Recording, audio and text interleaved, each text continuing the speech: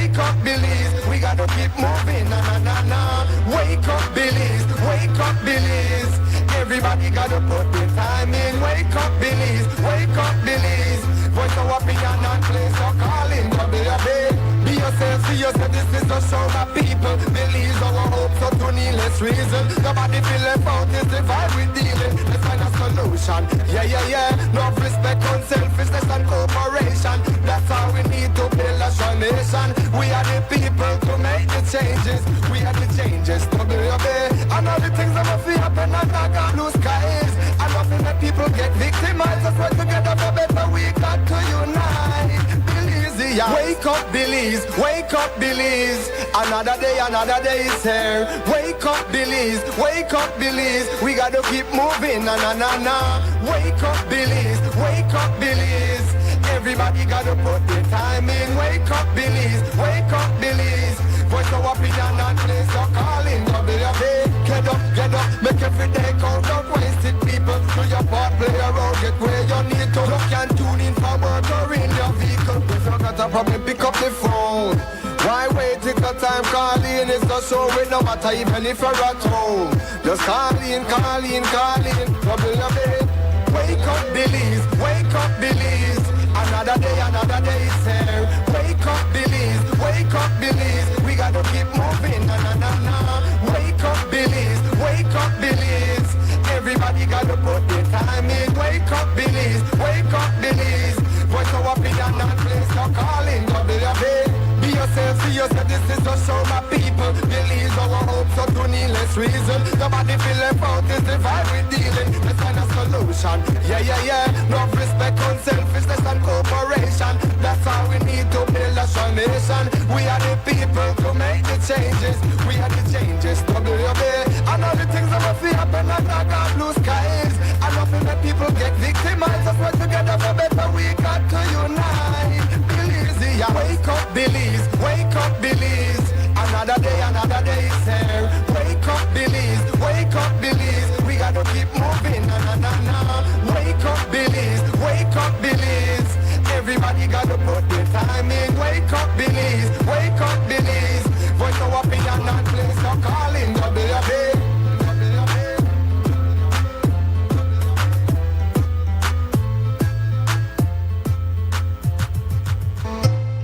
Wake up, Billies. Wake up, Billies. Wake up, Billies. Wake up, Billies. Another day is here. Wake up, Billies. Wake up, Billies. We gotta keep moving, na na na na. Wake up, Billies. Wake up, Billies. Everybody gotta put the time in. Wake up, Billies. Wake up, Billies. Voice of opinion and place your calling. Be yourself, see yourself. This is the show, my people. Billies our hope, so to needless reason. Nobody feel left out. This the vibe we dealing. Let's find a solution. Yeah, yeah, yeah. No respect, unselfishness and cooperation. That's how we need to build a strong nation. The WUB Billies Morning Vibes for today, Monday 16th of June 2025. Wherever you are, we hope that your Monday morning is getting off to a beautiful start. I'm Mose, Hyde, hosting today, and of course, we want to welcome everybody to the house. We want to welcome you listening Creme Radio, watching XTV, getting us on our various apps that you can download, either the XTV app or the Radio Creme app, which are available. Of course, Apple Store, Google Play, get it. To those on our social media streams, great, we're glad you're here, but follow us, subscribe, please drive up our subscription numbers, especially on YouTube. Just press subscribe button, that's all it takes. It's not going to cost you a single penny, it's not going to send you a bill. And to those getting us via simulcast coverage, come on, come down, this is your spot, this is your conversation, this is where you talk. We get to all that talking, however, when we are finished with the preliminaries. So we got some news for you, of course. We always do weekday mornings. That's prepped by our news team. Before we do that, we've got look at the weather forecast. It's been a little dampish. So I don't know what it's going to look like today. And for that, we turn to the National Meteorological Service. We've got forecaster Michelle Augustine Good morning. to tell us what the Weather weather look like. moist and unstable conditions will prevail The forecast is for skies to become cloudy at times, with a few showers and thunderstorms over most areas, but especially over southern districts. High temperatures today will reach around 86 Fahrenheit along the coast, 88 Fahrenheit inland, and 77 Fahrenheit up in the hills. Overnight temperatures will be about 81 Fahrenheit near the coast, 74 Fahrenheit inland, but only 66 Fahrenheit up in the hills. Winds are from the east at 10 to 20 knots with occasional higher gusts. Seas will be moderate, becoming rough at times. Therefore, operators of small craft are advised to exercise caution. A low tide will occur at 2 minutes to 7 this morning, and high tide will be at 1 minute after 1 this afternoon. The moon will set at 10 o'clock this morning, and the sun will set at 6:28 this evening. In the outlook for Tuesday and Tuesday night, some showers and thunderstorms will continue affecting most areas of the country. In the tropical weather outlook, tropical cyclone formation is not expected during the next 48 hours over the North Atlantic Basin. That concludes this morning's weather forecast produced at the National Meteorological Service. For more information, you can log on to our website at nms.gov.bz.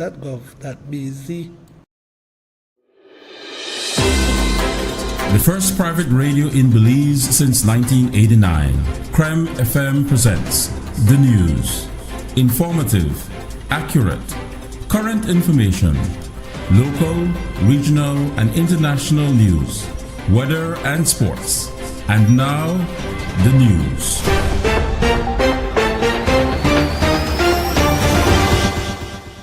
Your news for today, Monday, 16th June 2025. A man identified as Daniel Salazar is reported to have killed his father in a dispute involving their dogs. The incident occurred Saturday in San Pedro, where reportedly the son's dogs were attacking dogs of his father, Rubio Salazar. The elder Salazar is said to have taken a 2x4 board and hit the son with it. In defense, the son chopped him to the neck, fatally injuring him. Daniel Salazar has since been detained. Meanwhile, out west, 21-year-old Travis Swift was fatally injured in his home village of Camalote, Cayo, Friday night. Reports are that he was at his mother's house when a gunman ran inside the yard and opened fire at him. A couple of his former teachers described him as a respectful, mannerly, pleasant, and humble young man. Others say he never got into trouble. His sister wrote on social media that he didn't have friends, nor kept company, and was always at home on his phone. She said he would not go out unless he was sent out on an errand, and added that he was always helpful. The body of an elderly Hispanic man was found Friday evening in San Pablo Village, Toledo. The body was in an advanced state of decomposition at the southeast end of Banana Farm 12. Police are investigating. It was chaos at the UDP headquarters at Youth for the Future Drive in Belize City Saturday morning as party chairman Alberto August and Mose Scheinbauer attempted to proceed with a meeting of the National Party Council, the NPC. At the outset, leader of the opposition, Tracy Panton, and a crowd of supporters gathered on the tents with music on the empty lot opposite the Uno gas station. As officials started arriving for the 10 a.m. meeting, the throng of supporters was encouraged to head over to the headquarters, while Bauer himself had been inside the building from long before. August and others were not allowed to head to the meeting room on the second floor. There were some tense moments as party operatives from both sides, including Alan Kelly and Brian Yellowman, Ardenette, and others, faced off at the bottom of the stairs. One side was trying to gain entry and the other was disallowing it. However, the Shine supporters were outnumbered. What was also obvious is that those attending the NPC were also few in numbers compared to the opposing faction. August then tried gaining entry through a side door, but he was prevented and only Panton supporters were allowed to get through. That included Honorable Lee Mark Chang, a representative from Mesopotamia. While there were more than a dozen police officers standing guard, they passively looked on as the commotion unfolded. Earlier, the Panton supporters had tried to reason with August, but they came to no agreement. Here is Urson Errington asking that the area representative elected under the UDP banner on March 12, 2025 be allowed to participate in the meeting. Make every everybody come, including my brother Mr. But it cannot be that how others, such as the Honorable Tracy Panton, is not allowed, and my brother Okazi, he ran under the UDP banner. So you know what? Let him come, but it cannot be that how a person like Mr. Oak is allowed and a person like the Honorable Tracy Panton is not allowed. There's a process for everything, right? Yes, while we would want to have everybody attend this meeting, for those of you who attended the last meeting of the National Party Council will understand the fact that when we tried to have a meeting with everybody last time, it did not even go beyond the reading of the agenda. Then broke up the meeting, the party leader was assaulted, the office was broken up. So what we are going to do, we are going to have a small group of people meeting together, and then after we are going to decide, and then the next meeting for the NPC, when the party has been reset, at the ending of August, the whole party will be reset. We are going back to the people, and the people will decide who they want to be the area representative. And after that has been done, the standard bearer will select his delegates, will select everybody, and then the party will be reset. Then we are going to a meeting of the National Party Council on the 7th of September with a total reset party, and then the party is going to be handed over to the party leader for her to unite the party. But Vice Chairman, the problem is that we don't know who that is small group are you talk about. We don't think one-sided, man. This party has its structure. Yes. Right? You're talking about putting together a small committee. So this party has a small committee of its own. It is called the Central Executive Committee of this party. And the Central Executive has not included the Central Executive has not included Godwin House, has not included Tracy Panton, has not included any other members of any other. We had spoken with Panton ahead of the meeting. The United Democratic Party is made up of the grassroots citizens of this country who are tired of injustice, who are tired of the constitution of the party being dismissed and disregarded, who are tired that the legitimate leaders of the United Democratic Party continue to be dismissed and disregarded. We should be uniting this party, not seeking to divide it. And we are out here to demonstrate that it is possible to unite the party even when we have differences. Because the party is not made up of those who sit in mortar and concrete and steel. The party is made up of those of us who are standing in the sun today to say, let us unite. That is our call to action. Let us unite the United Democratic Party in the interest of what is going on in this country. The lack of response, the aloofness of the government when it comes to the teachers, when it comes to the public officers, when it comes to the bloated contracts, when it comes to the level of corruption that is being unraveled every single day, when it comes to the high prices of fuel, when it comes to the high cost of living. The government says this economy grew 8.2%. Where do you feel it? Where do you see it? And so we need to stand up against issues that affect the lives and the livelihoods of Belizeans. And that is what we're out here to do. How do you see all of this unfolding? Because obviously, Mr. Shine Barrow is still digging in along with Alberto Agas, but do they have the support? It's a tragedy what they continue to do to this party, and they should be held to account.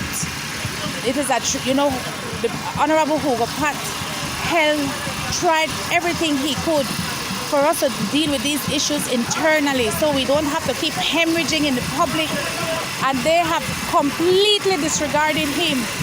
I mean, how can a Shine Barrow who resigned, and not only resigned, when he resigned, he shared it wide and far with all the members of the media, all the media partners, see, I resign.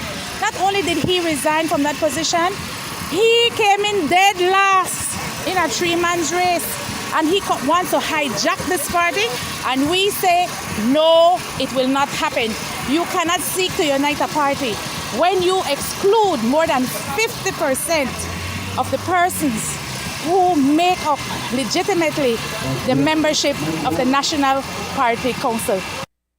The Panton camp says there were only 11 of 118 people present for the meeting. Tensions flared once again before Barrow's departure, and there was another bout of pushing and shoving.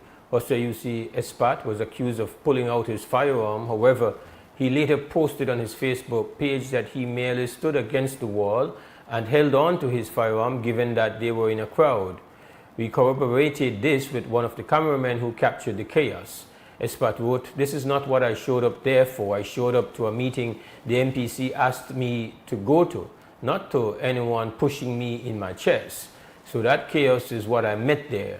He also called out the police department, who he says seemed to be there not to protect and serve, but to allow chaos to reign. He added, "This chaos benefits the current administration, whom remains in absolute power with no opposition, and as usual, the people get the short end of the stick." Observed and watched a police force who seemed too relaxed at an event where tensions were high. They were all lined off in the shade, looking on while a hostile takeover occurred before their eyes, and they remained inactive. Not one attempt to remove those provoking chaos, taking over the entrances to the building. I was also informed by someone inside the building that a tear gas was released inside the building by God knows who. It's just really sad what this has come to. Barrow's vehicle, which was parked in the compound, had been stoned with eggs, but when he came downstairs to leave, he was not prevented from doing so. He was wearing a red shirt, which on the back had the markings Barrow PL. In a video post on Facebook Saturday evening, Barrow decried the chaos that unfolded at party headquarters. He called it political violence on the part of Tracy Panton and her supporters, and said they were expelled for the same reasons. He affirmed that such people should not lead the party. What we saw on display today from Tracy Panton and her alliance, I don't know if you can call them for Democracy Party. It was more like a criminal enterprise that we saw out here exercising not freedom of expression, but political violence. It was repugnant. Something that escalates the discourse in Belize beyond that of difference of opinions and philosophies, but to that of violence. This is the same reason Tracy Panton and her cabal were expelled from the United Democratic Party for acting outside of the framework that guides our institution, which is that of the Constitution. They continue to demonstrate a level of lawlessness, a level of contempt for authority that frightens me, and that is why it has been difficult to hand over the party to people who behave more like a criminal enterprise rather than democratic loving servants of the Belizean people. According to Barrow, the meeting would have actually seen Panton and others who were expelled brought back into the fold. Today we would have passed motions to lift the expulsion of Tracy Panton and others. Today we would have passed motions to allow everyone, even those members or former members that ran with Tracy Panton, to contest in constituency conventions. Today we would have made recommendations to the Constitution in order to reconcile inconsistencies, clarify ambiguities, fill gaps, and strengthen the weaknesses that we have in our Constitution that have led to the type of behavior where everyone tries to have their own interpretation of the Constitution and it leads to chaos. These are the things that you would have seen happen today. All things which would have brought the party closer together, which the people of the constituencies would have been able to determine who they want to represent them in the MPC, as but for two of the members of the UDP won their seats, thus they cannot make up the MPC, and the other members of the House on the opposition side or from the alliance. The judge ruled that while Tracy may not have been expelled perfectly, she was expelled nonetheless. The judge ruled that Tracy Pantan was never the leader of the UDP and never had any authority to do any of the things that she did. Notwithstanding, myself and the party chairman and members of the Central Executive and members of the National Party Council are prepared to forgive and to begin the healing and to come together. But we will not be intimidated. We will not be threatened with physical violence. Barrow says there will be a call for another NPC meeting.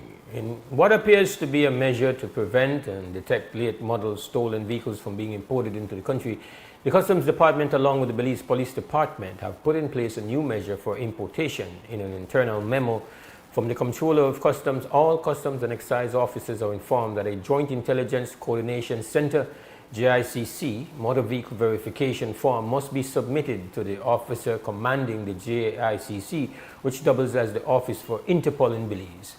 Vehicles will only be released after this form has been completed and the status of the vehicle is verified. That's the end here of the morning news update. We take a small break. When we come back on the other side, we're going to lift off the conversation. Hope you're still around. Now move. Yeah, we'll be right back.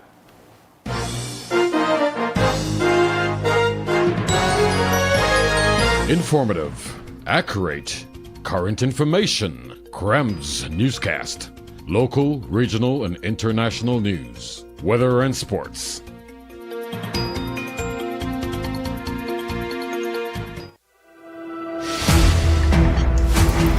At Atlantic Bank, we stand as more than just a financial institution.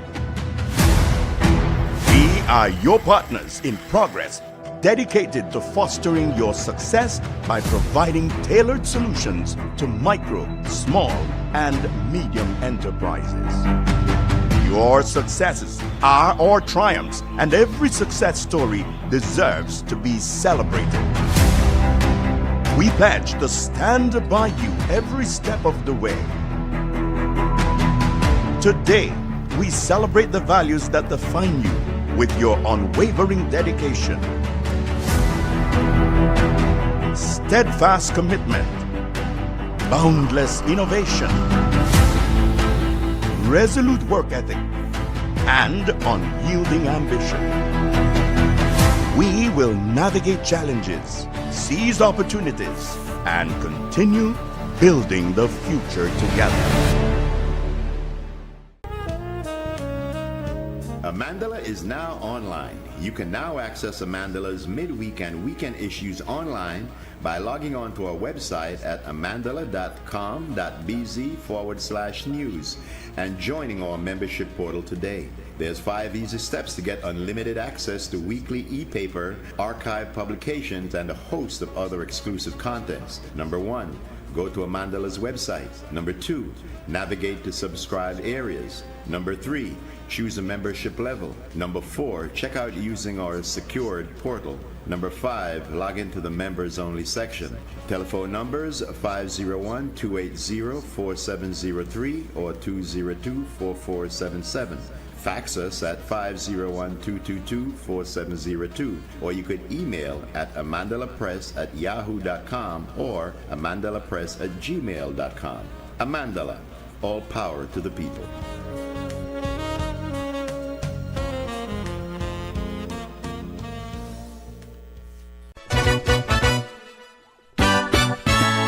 In 2024, the Belizean diaspora took over Los Angeles with the first ever Belize Diaspora Summit, and you know the only thing that could be ever better than that is to do it again. Belize Diaspora Summit 2.0. This time it takes place in the state of Florida, Fort Lauderdale Forward Convention Center, July 10th, the 11th, the 12th. Belizeans from the diaspora, Belizeans from home in Belize, join together. Let's do it again.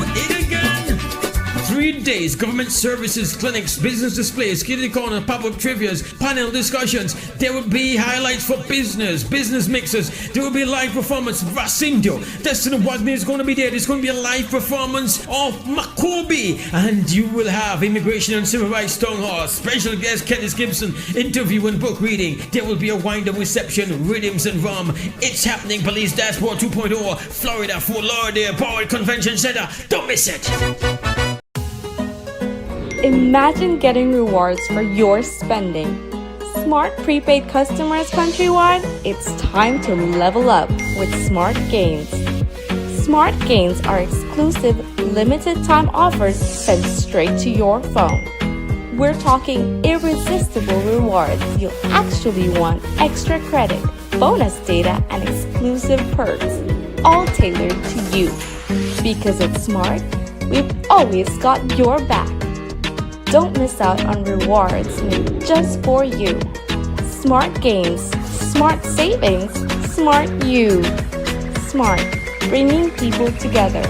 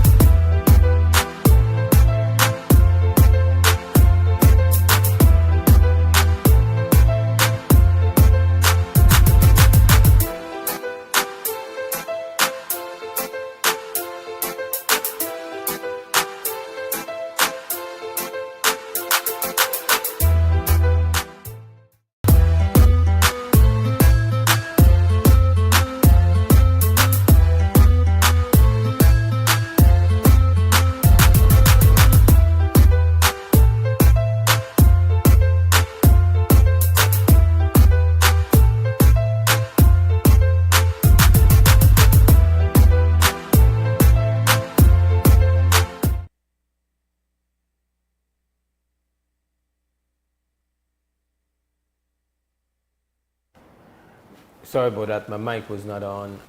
Good morning and welcome back to the WUB Wake Up Belize Morning Vibes. Monday morning, the 16th of June 2025. And this morning, we are going to jump right into the heaviest of matters.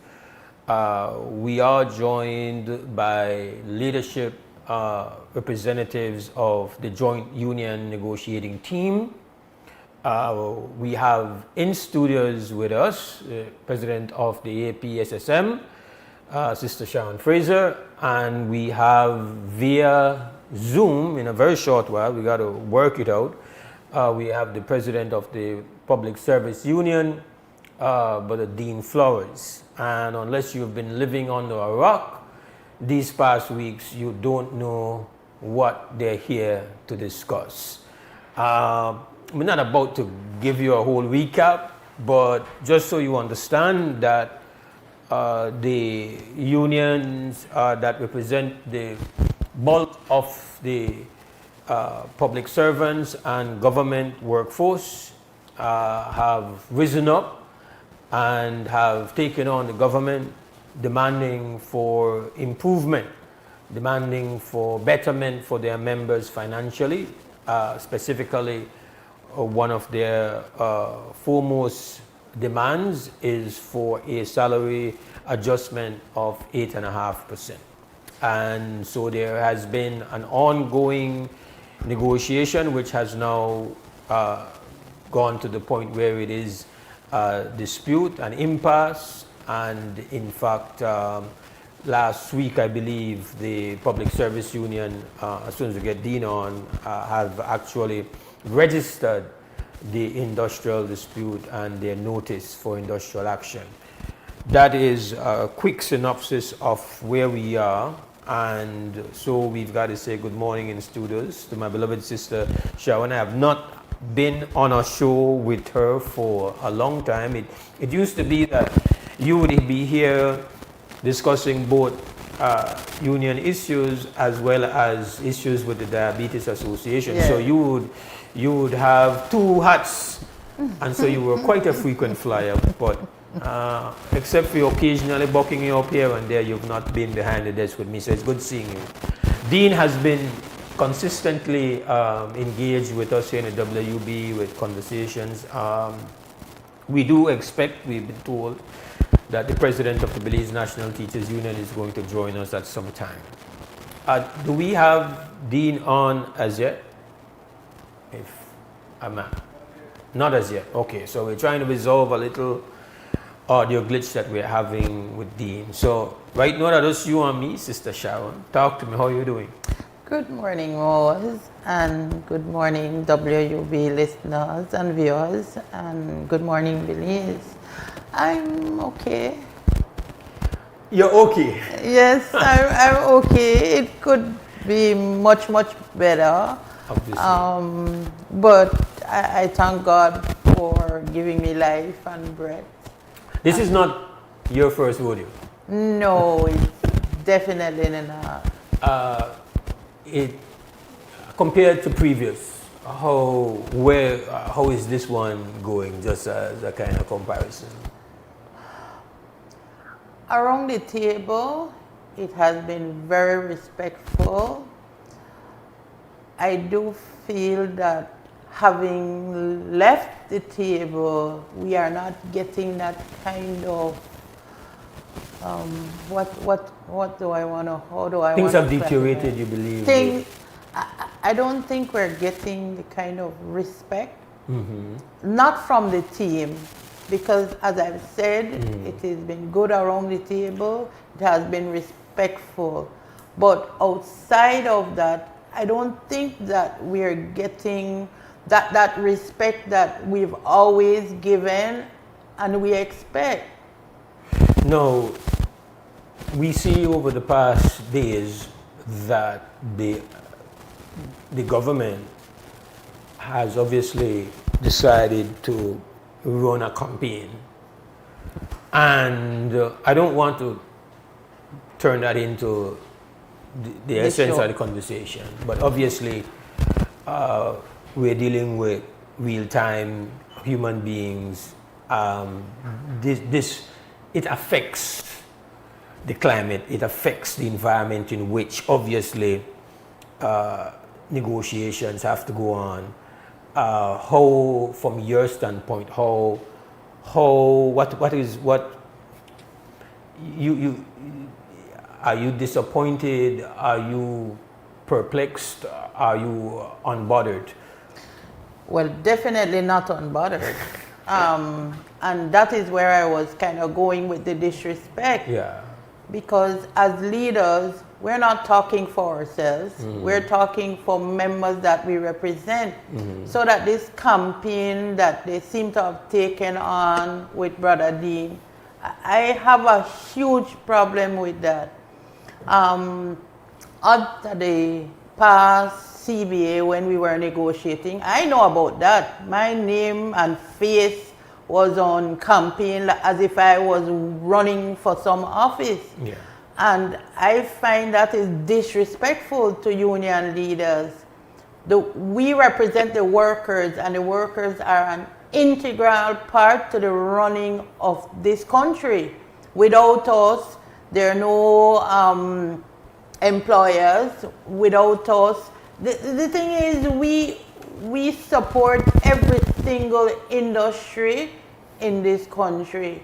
So that at very least I would want to know that they are giving that kind of respect to these people. People would have voted for these individuals so that they have the confidence that these are the people who can lead them. If we start to make campaigns as it relates to all of those political leaders, you can imagine what it is that would be out there every day. It's about respect, man. The last time I felt that I was in a domestic violence relationship with government, and I said that to them. At the end of the day, we are only doing what we are tasked and mandated to do. Nothing more, nothing less. I think we have Brother Dean now via Zoom. So let me just say good morning and welcome to the President of the Public Service Union, Brother Dean Flowers. Hi, good morning, Brother Mose. Good morning, Sister Sharon. Good morning, Belize. Can you hear me clearly? I'm hearing you, sir. Excellent. All right. Now that you're here, I would have wanted Sister Nita to be here as well when I throw this, which is obviously the way that the government is framing the narrative.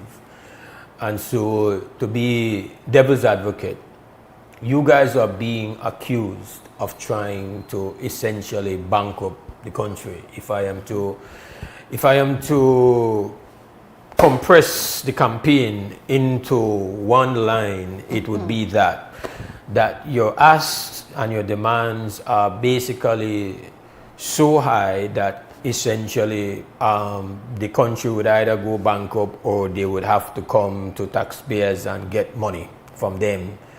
And I know you've responded to this, but just for the purpose of our conversation, since that is what is being hammered here, that broke to try broke the country. You and your people and Dean and Sister Sharon and Sister Neda that broke on broke way and punish the rest of we, make we have to deal with pain and suffering so that Ono could get where Ono want. Address that frontally, Sister Sharon and Brother Dean. Okay, so let me go ahead. That is far from the truth. I will tell you that even predating this administration, we have been engaged in two committees. There is a cost saving committee and a revenue enhancement committee. Why am I going there? Because it is through these committees we have been tasked to find the holes, enhance revenue. So we have been, even in the past, finding our own money for adjustments and for any raise or anything like that. So we are not irresponsible, and I want the general public to understand we are not irresponsible. It is the public officers particularly who are seeing where the monies are, who are seeing where the monies are going. So at the end of the day, the narrative being spun out there is not accurate. That uno they in the kitchen. Exactly. And I'm sure Brother Dean can speak even more to this issue, because this is what we have been doing. We have also been commending by the IMF to engage in these committees so we can find where government can find the resources to do what it is that we ask. But one last thing before I yield to Brother Dean. We're not asking for nothing we have not been deserving of. They took away from us even when we did not agree.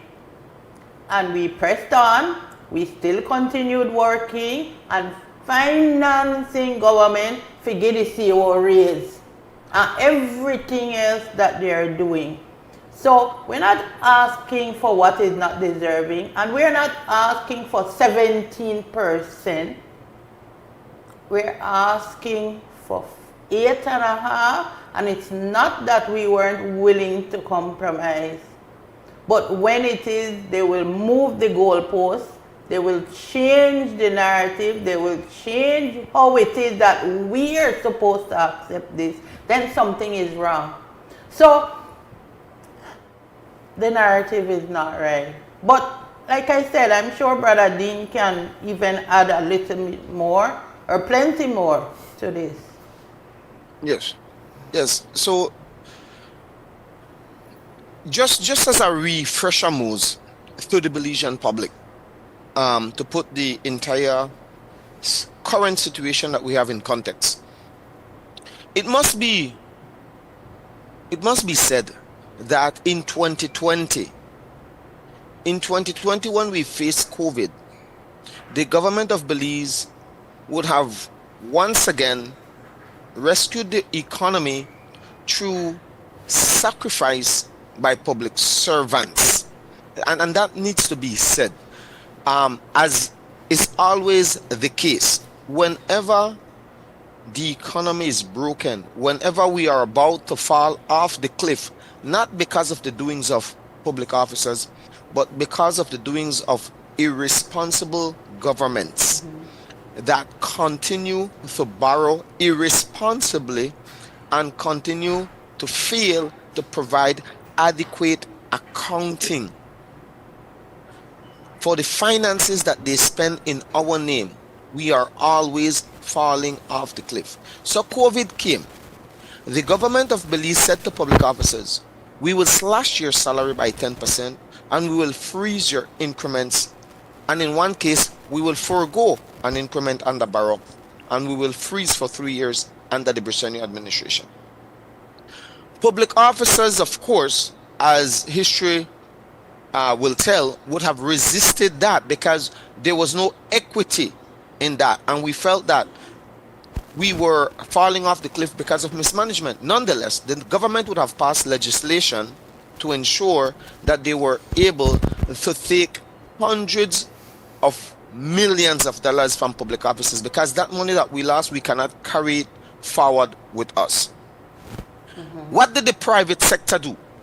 The private sector within 1 month shed its workforce, and government had to step in and provide for the entire and maybe that might be an exaggerated statement, but we know that most private sector businesses shut down and government needed to then provide for their employers. Fast forward to today, the economy has rebounded to unprecedented growth. Not my words, the words of the Honorable John Briceño, the words of every single member of cabinet. Unprecedented growth. Unemployment down and poverty down. And I won't repeat the numbers because clearly and because it's a fact that they are over exaggerated by the Statistical Institute of Belize. Nonetheless, we've said to the government, the agreement was when the economy rebound, you will return to us what is owed to us, not what we were begging for, what is owed to us.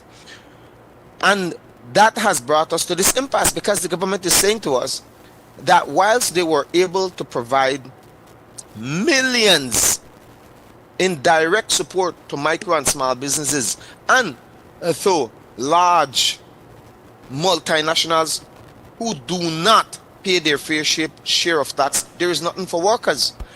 Even as they bailed them out during COVID, even as they continue to give them concessions from 2021 to now, recently they would have announced economic program for them in the millions, and to date the government refused to introduce an economic model that will share the tax burden between workers and private sector. Even now, and the response from government when we say to them, we want an 8.5% salary adjustment, government. And why do we want an 8.5% adjustment? Not because we're pulling a number out of a hat, but because your numbers, your statistics show that for food and non-alcoholic beverages over the last 5 years during your tenure, not during my tenure, during the Briseno administration, inflation rose by 17.3% on all items. That include alcoholic beverages. On only food and non-alcoholic beverages, inflation rose by 31.8%. That's a reduction in purchasing power by 31.8% on food and non-alcoholic beverages. If you average all the items in the basket, it is by 17.3%. We went for half of that, and the government believed that we're shooting in the dark. We're not shooting in the dark. When we come with a game plan, we come with statistics, we come with data. As Sister Sharon would have said, they would have ensured that on 3 separate occasions, they would have provided salary adjustment for CEOs. CEOs who signed a contract which they did not wish to honor in 2022, and they were given an amendment to that contract. Their certain allowances were improved, and once again they were given a 15%, and in the case of the financial service, the cabinet secretary, a 19% salary adjustment. We're saying we not ask you for nothing, brother.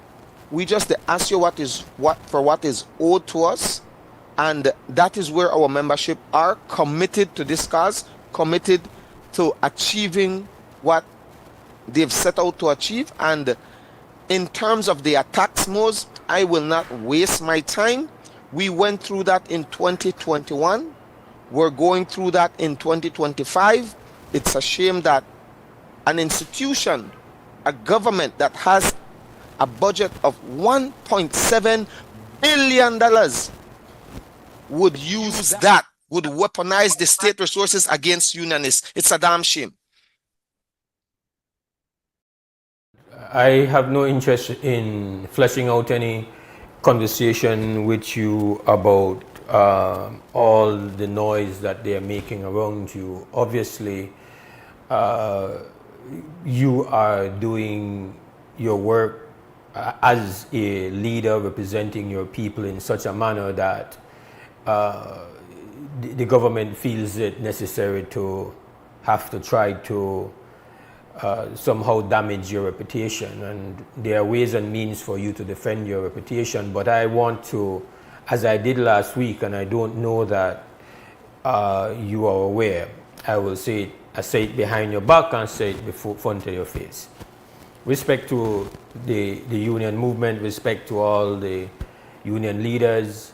I could give testimony to the fact that you, as the president of public service, as the public service union, and even before you became the president of the public service union, you have been a consistent caller to the show. I don't know how many shows you call. Maybe you call all the shows, but I know that you call this one.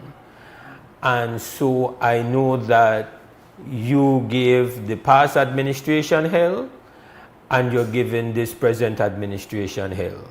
I know that you've never held back. You obviously are an extremely eloquent, gifted communicator, or one of the best. and also you are extremely bold, thorough, detail-oriented. You're obviously somebody of high aptitude, high intelligence, and you're really good at what you do. And you've been consistent. And I'm not here speaking about perfection, because there's nobody that is perfect. Right. But I have tremendous respect for the courage you have shown and the consistency that you have shown. Even when it has been uncomfortable, you know that you've come after somebody that we have respect for. We've had our back and forth on that, but it was always with respect. So I don't have time for that. And I would say to listeners and viewers, the way how that work is, if somebody has become such a problem that money has to be spent to try to attack them, then that's a person you need to listen to. That's a person that has earned your listening ear. So respect. I think what they're doing is embellishing, rightfully so, your reputation. You're large. Okay. That done.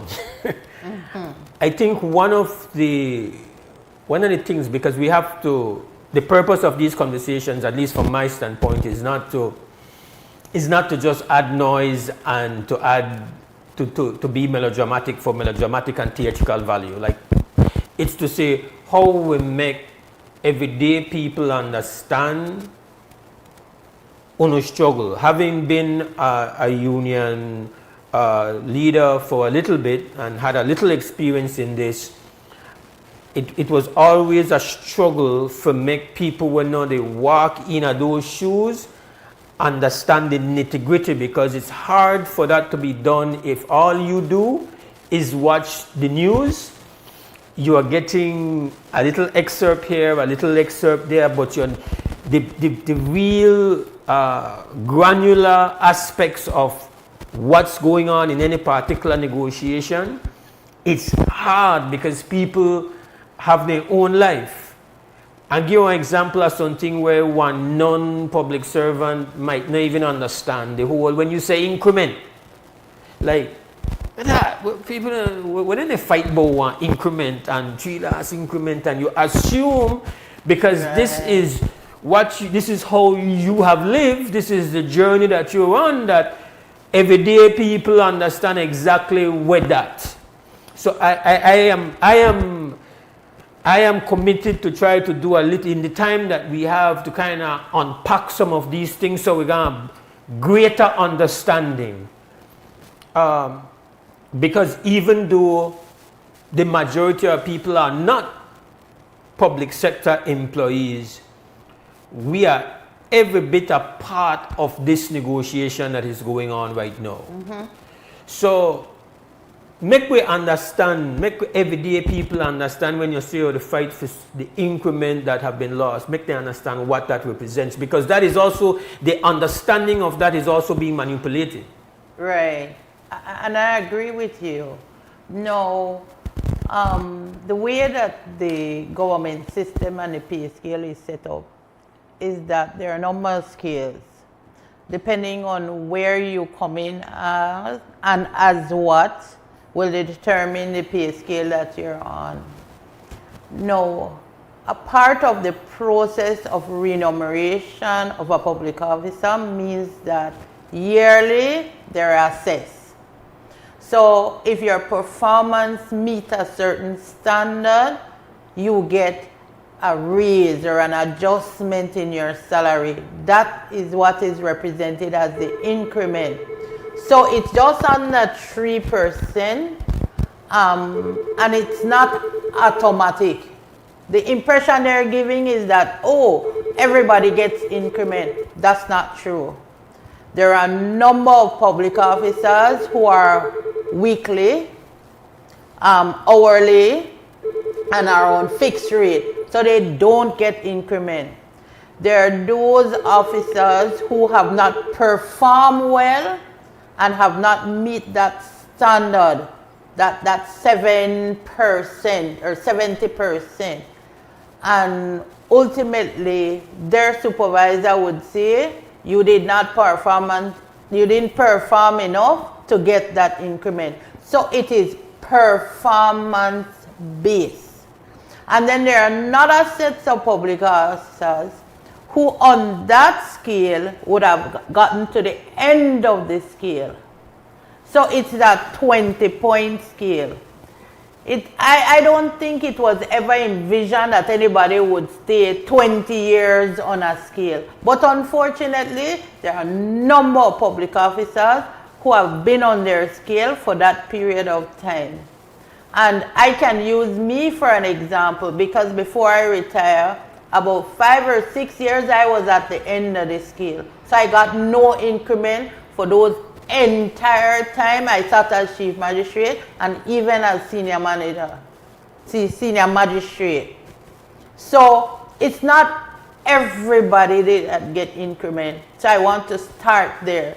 But it represents an adjustment or a raise that you get at the end of each year, at the anniversary of your appointment, and it's based on whether or not you would have performed to a certain standard, right? So at least I want to see that in every employment, they make provisions for an increase of workers depending on how the business is going. So these are increments that have been attained? Yes. Yes. So people perform? They have to perform to get it. Right. It's not automatic. It's definitely not it. And I don't want to give the public the impression that every public officer just sit down and then get one raise every year. No, that is not the case. Dean, you wanted to add something before we go to break, because I do have to go to break. No, Brother Mose, I think Sister Sharon would have rightfully and carefully and properly explained how this increment that has been taken away from us, three such increments, how it works. And I can say, Brother Mose, that there are individuals like Sister Sharon, individuals like myself, who would have already bucked our pay scale, so we don't get anything. So I can continue in employment with the government of Belize for the next 7 or 10 years, and I will not get a singular increment. I will not get an increase because I would have bucked my pay scale. So it needs to be understood that there are hundreds of public officers in this very situation who would have bucked their pay scale, who do not enjoy any salary adjustments for the remainder of their career. Mm-hmm. All right, we're going to go to 2 Cents Come, then we will take first break of the morning. We come back, the conversation continues with the joint union negotiating team members here who have joined us on this Monday morning. We'll be right back.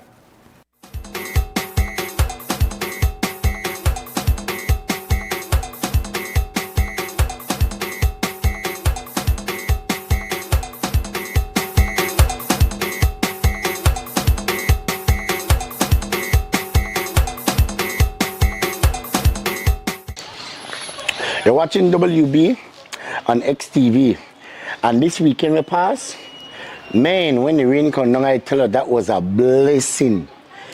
Because hear the people in 2 Cents and how they feel about the rain they come down, and now the mango then get sweet. I mean, the farmers didn't like it.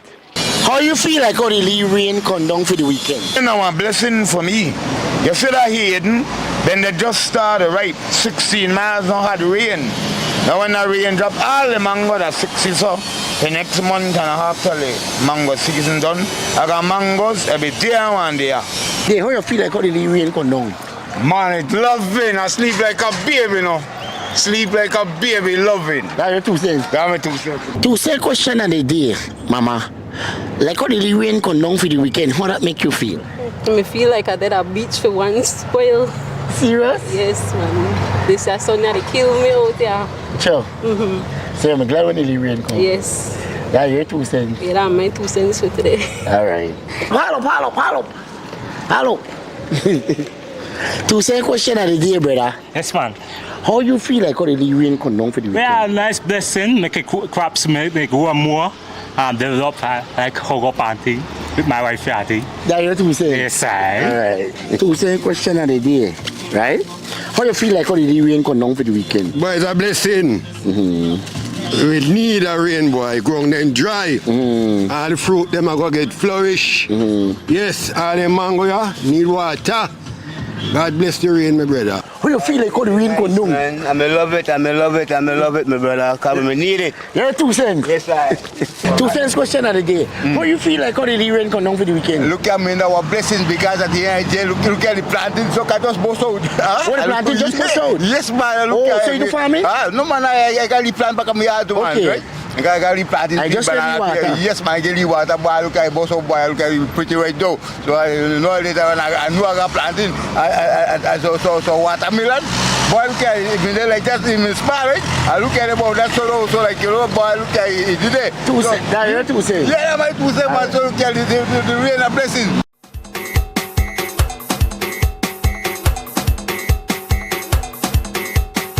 Whether the job is big or small, every super handy dad needs the right tools. And at Brothers Habet and Habet, we have what you need.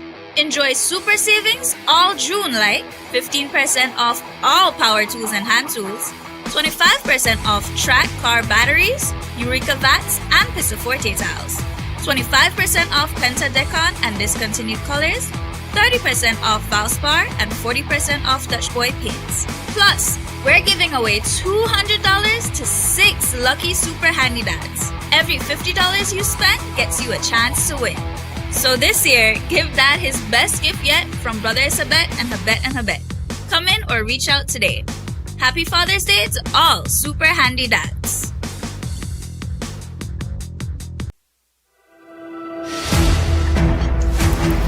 At Atlantic Bank, we stand as more than just a financial institution.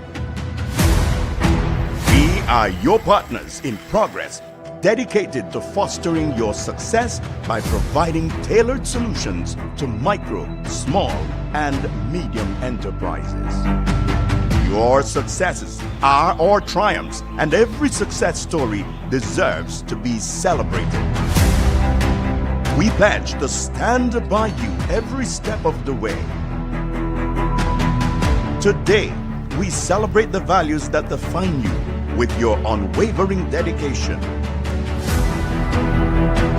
steadfast commitment, boundless innovation, resolute work ethic, and unyielding ambition. We will navigate challenges, seize opportunities, and continue building the future together. Imagine getting rewards for your spending.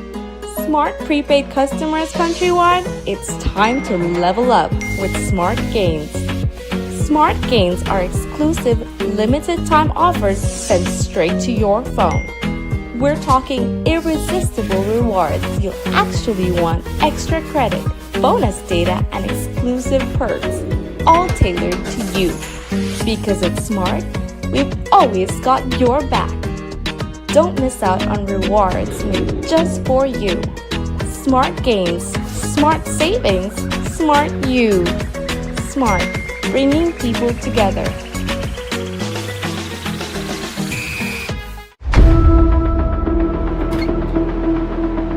Tired of appliances that just don't last? Appliances that just can't keep up? It's time for a change.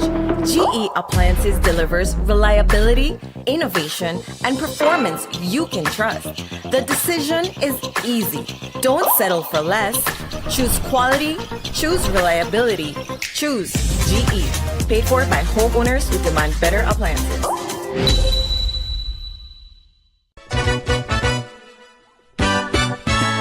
In 2024, the Belizean diaspora took over Los Angeles with the first ever Belize Diaspora Summit, and you know the only thing that could be ever better than that is to do it again. Belize Diaspora Summit 2.0. This time it takes place in the state of Florida.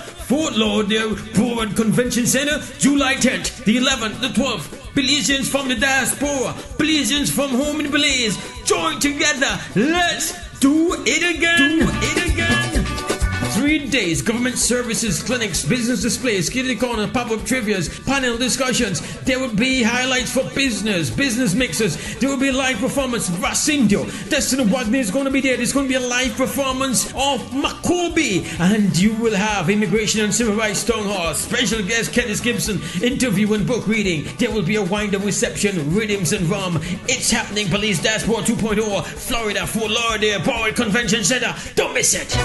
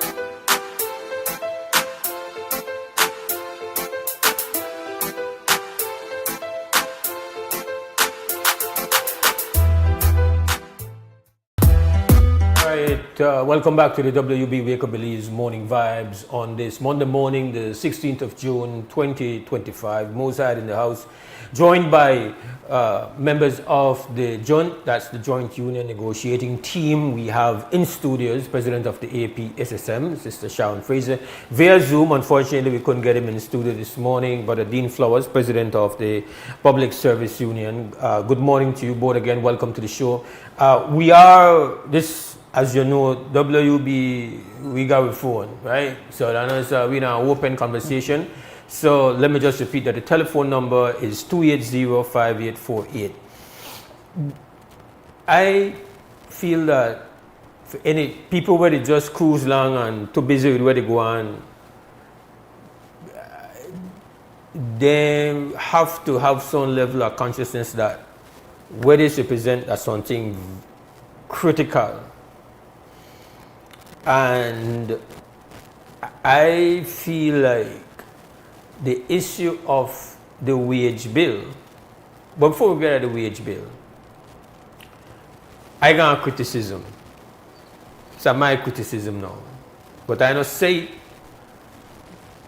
before. I want to say it when they ask to hear how to respond. When the CEO salary increase was done, actually, to be honest, I did mention it. I catch the feelings. And the joint unions decide, that no one do. Well, here where they go on. This for we response to that. Give we for we thing.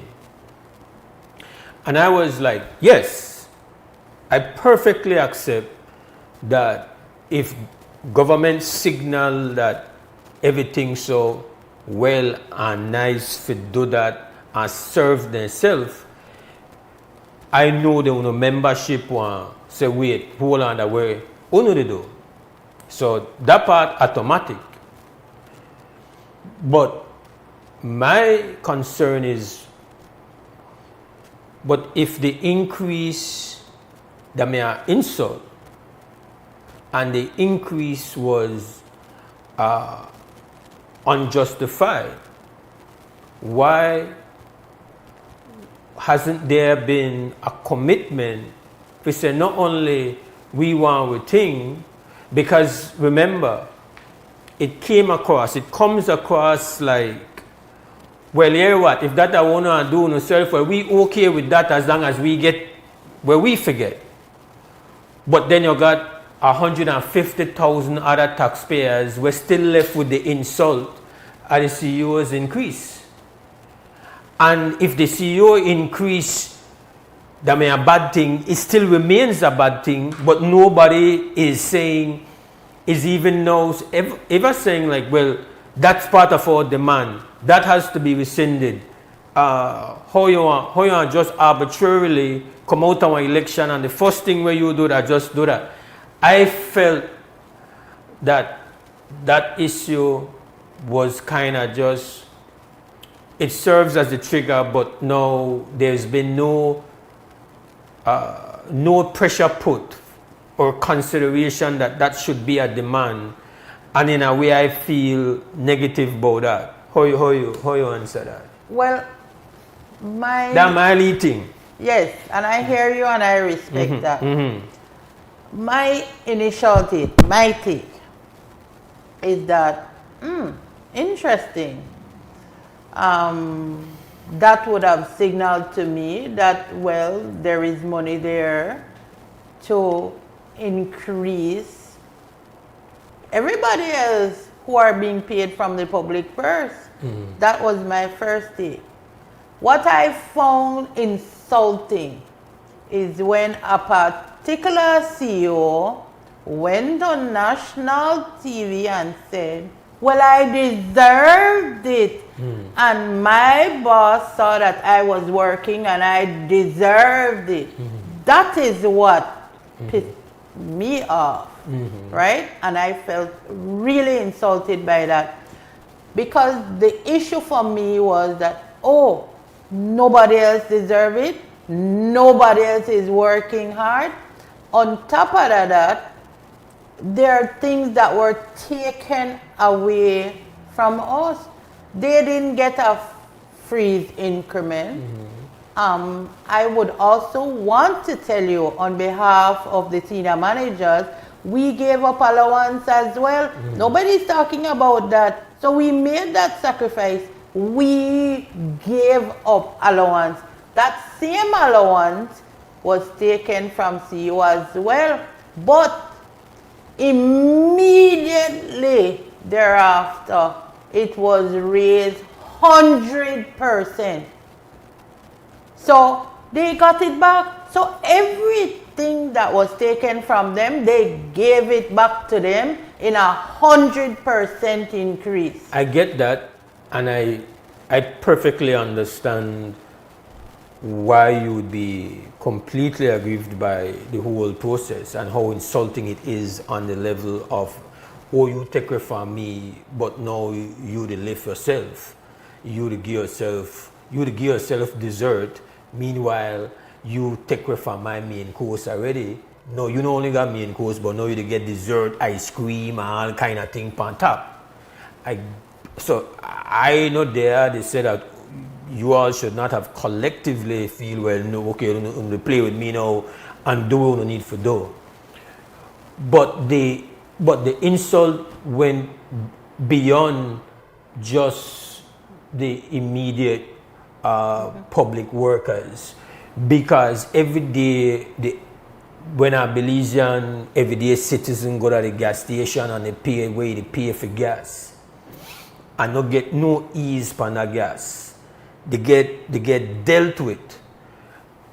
That was part of the collective sacrifice and contribution of people for try keep with pants up. That way no break no come for people at the gas station. No where they produce. No break no come for people where the fisherman where have to pay that for go try find lobster. No break no they come for nobody where they at the level of the non-public enterprising employees or whatever. So the insult that may one universal insult. Yes, people. So while part of the response, and maybe where they say is that for we maybe the joint could say, well, that UNO have to make for UNO demands. We make with demands for ourselves. Maybe you could have tell me that. And I'm not selfish. And the joint unions aren't selfish in that regard.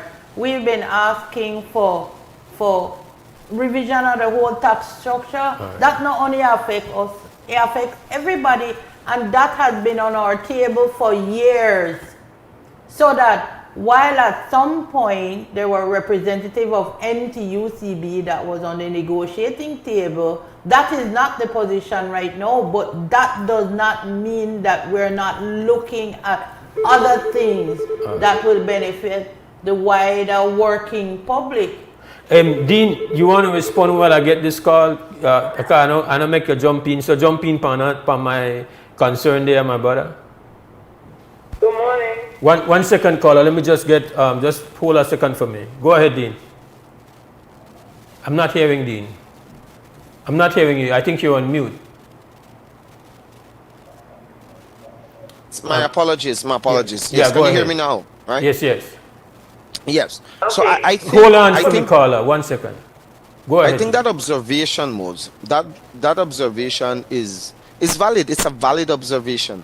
One of the things that I try not to do is to put a value on the price of people's head. It is said that you get what you can negotiate.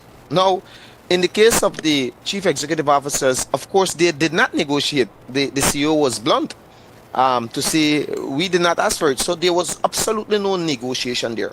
But I think that as a worker, it wouldn't be proper for me to start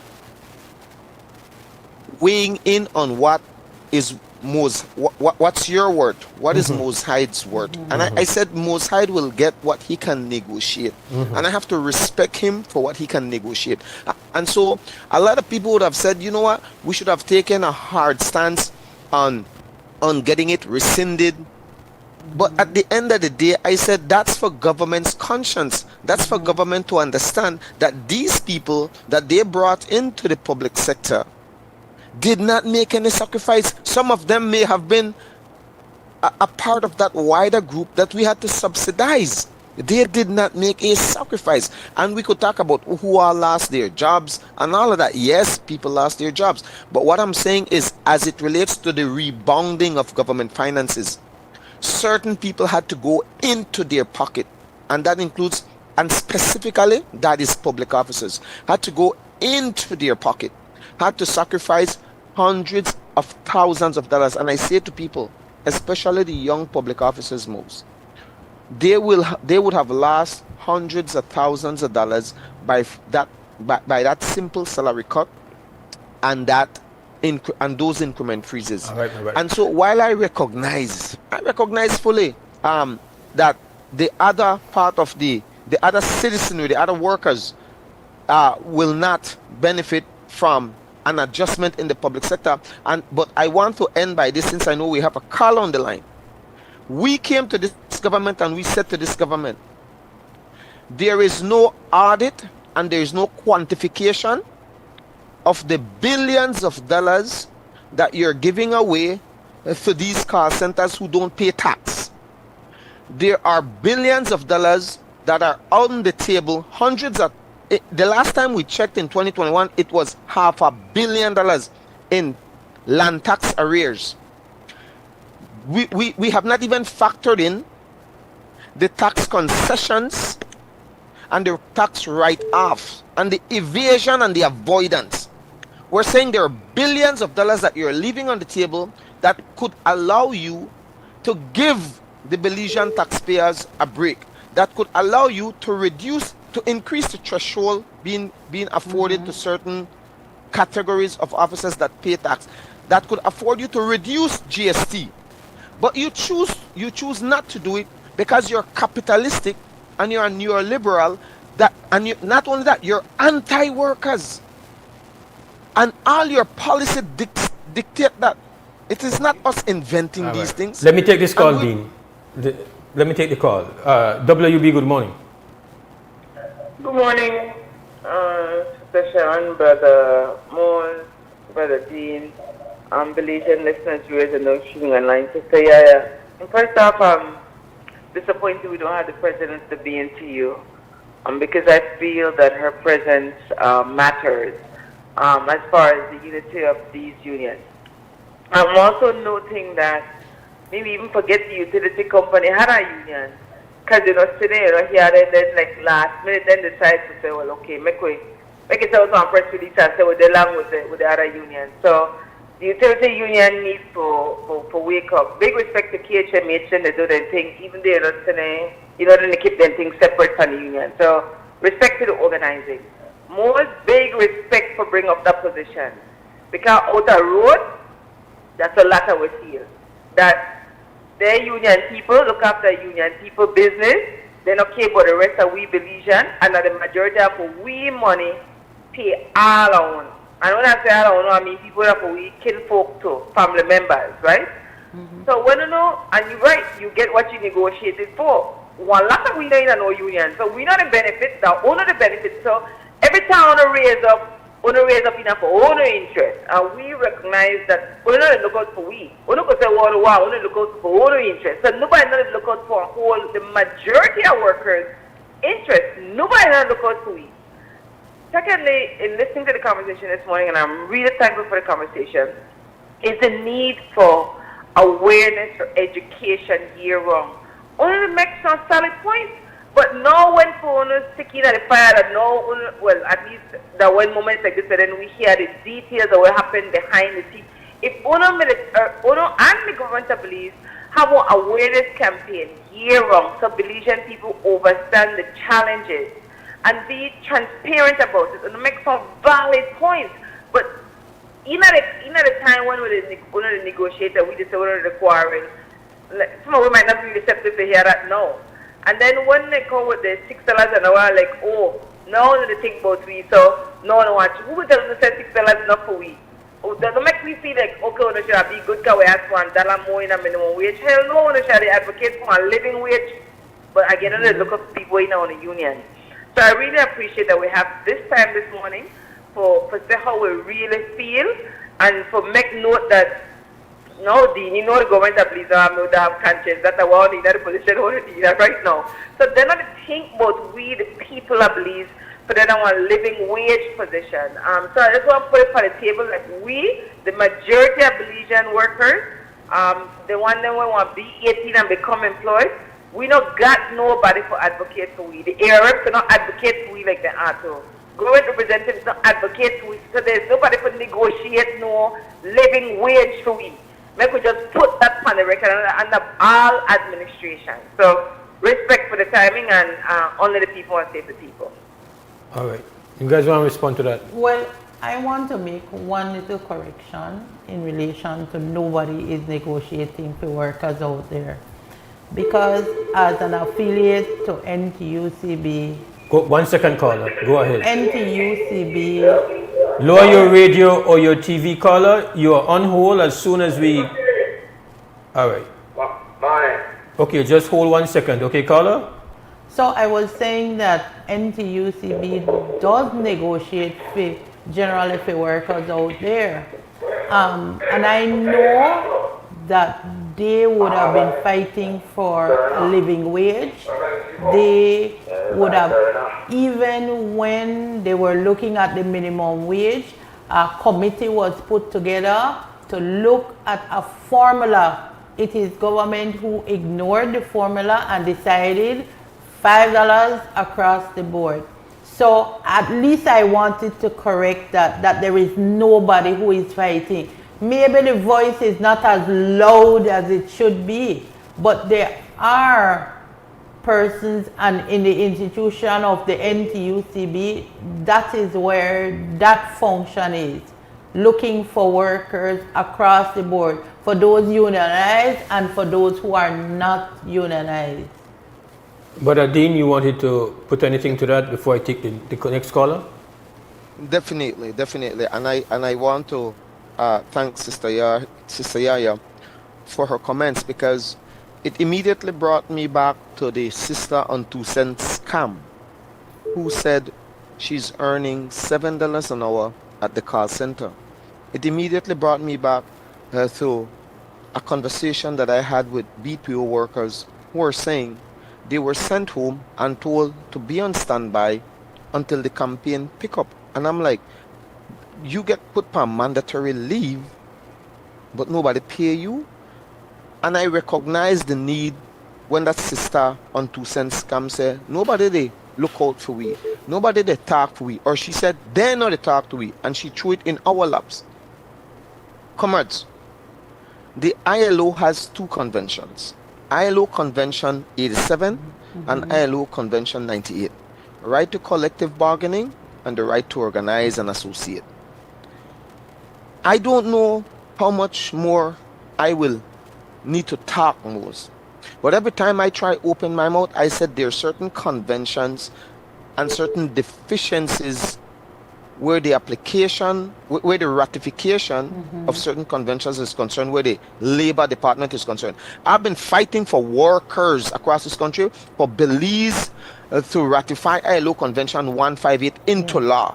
158 means that nobody could send you home without due process, without a just cause. I've been fighting for that from the day I start appear on the media, for protect workers, not public sector workers, workers of this country, to ensure that dignity is provided to them and decency is provided to them where their work is concerned. I've been fighting as much as I possibly can for tax justice, because when the multinationals and when the national businesses pay their fair share, it means that workers will benefit. We've been championing OSH. I mean, it might look like a fight that is isolated and that is selfish, but if people pay attention to the conversation, they will understand and appreciate that no, our fight is never restricted to public service. And I have called out the Labor Department. I have called out former ministers of labor, current minister of labor, former CEOs, current CEOs, former commissioners, current labor commissioner, to say to them, the ILO has said to the Belize, you have weaponized your legislation where the list of essential services is concerned, thereby restricting people's right to strike. And that includes the stevedores who are listed there. We heard the other day foolishness from the Governor General husband trying to put call centers there so that they have to work through hurricane. These are some of the justices that I've been speaking out for years, and nobody seems to be paying attention. If you understand, this is not about Dean Flowers, this is about us as Belize. So I do not accept personally that I have been championing public sector cause. I've been championing workers' cause across this country. The Ministry of Labor, and I'll end here, the Ministry of Labor has been written up by the ILO to say, as far back as the early 2000s, to say, you are promoting union busting. You are not doing enough to organize the workers in the banana belt and in the citrus belt. You need to go in and inform and educate and help these people organize. I have been saying that in present day, that is what the Labor Department should be doing where call centers are concerned. I'm saying that that is what they should be doing where some of these statutory bodies are concerned, whereby people labor rights, fundamental rights are being abused. I've been saying, and I will say that I will end here because I could say a lot on this, Sister Yaya, but I personally believe that I've been doing my part. I just think that as is normally the excuse, people busy to try make one living, that they not pay attention to the issues that could actually improve with life and would chase the issues that are not systemic, that are not structural, that what I'm saying is just the fly over people's head, and it is now showing itself. It is now showing itself. Let me take this call and then we go to a break. Good morning, WUB. Good morning, Brother Mose. Yes, good morning. I just want to make a leap point. Lower your radio, your TV for me, sir. Go ahead. Lower your radio, your TV for me, sir. Yeah, good.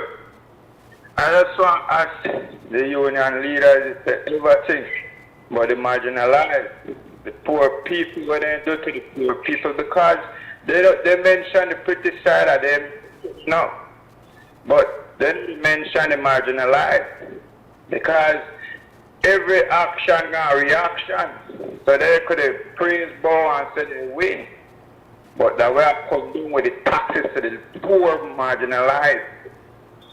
Now when the people have to go buy, brother, and when we have to go buy, and even some of them, where they fight for this, fight for that, when the tax punch them right back in our income tax, they realize they shouldn't even take that dollar.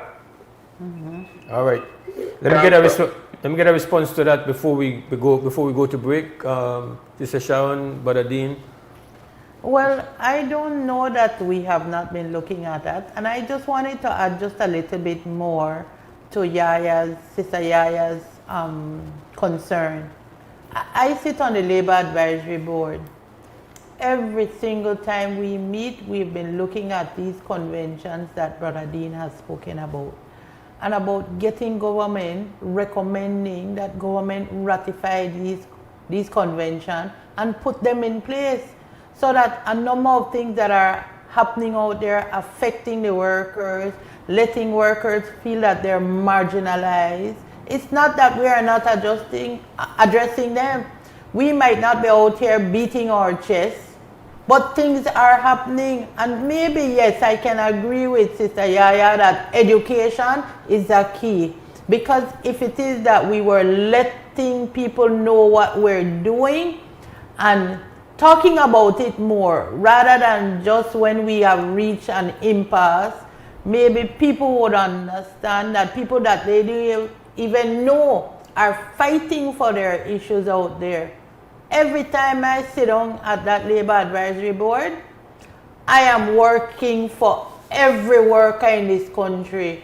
We are in the process of revising the Labor Act, putting them together. At the end of the day, I am representing the workers to make sure that what goes in those acts will in fact won't adversely affect them.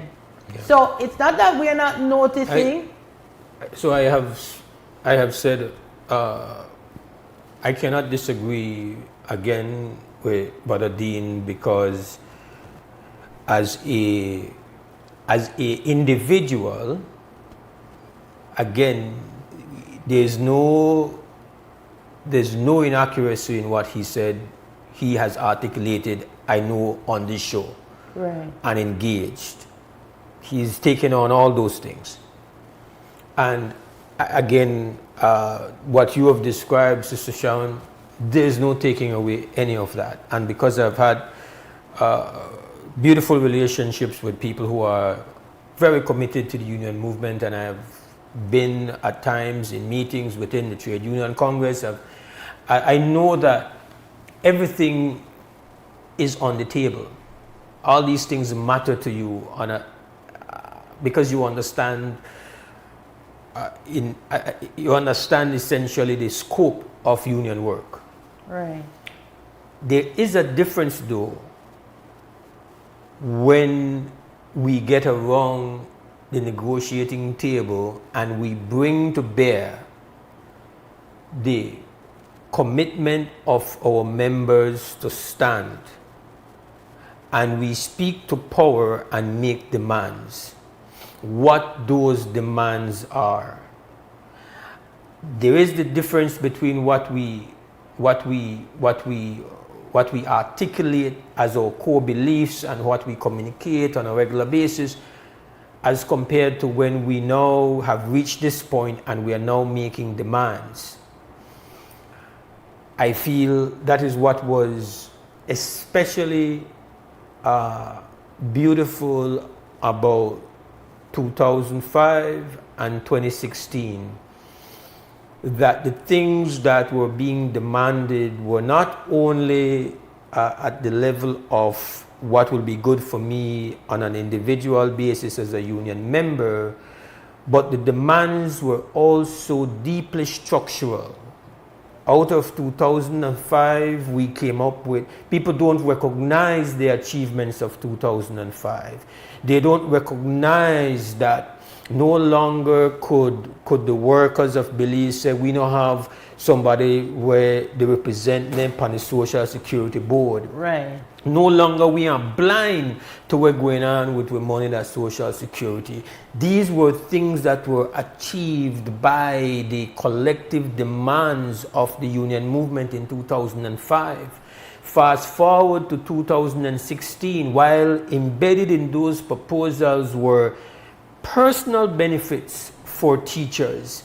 Again, in those demands, there were things that were structural that would serve the interests of every single Belizean citizen. The demands included corrective measures to the entire ecosystem, which are so critical.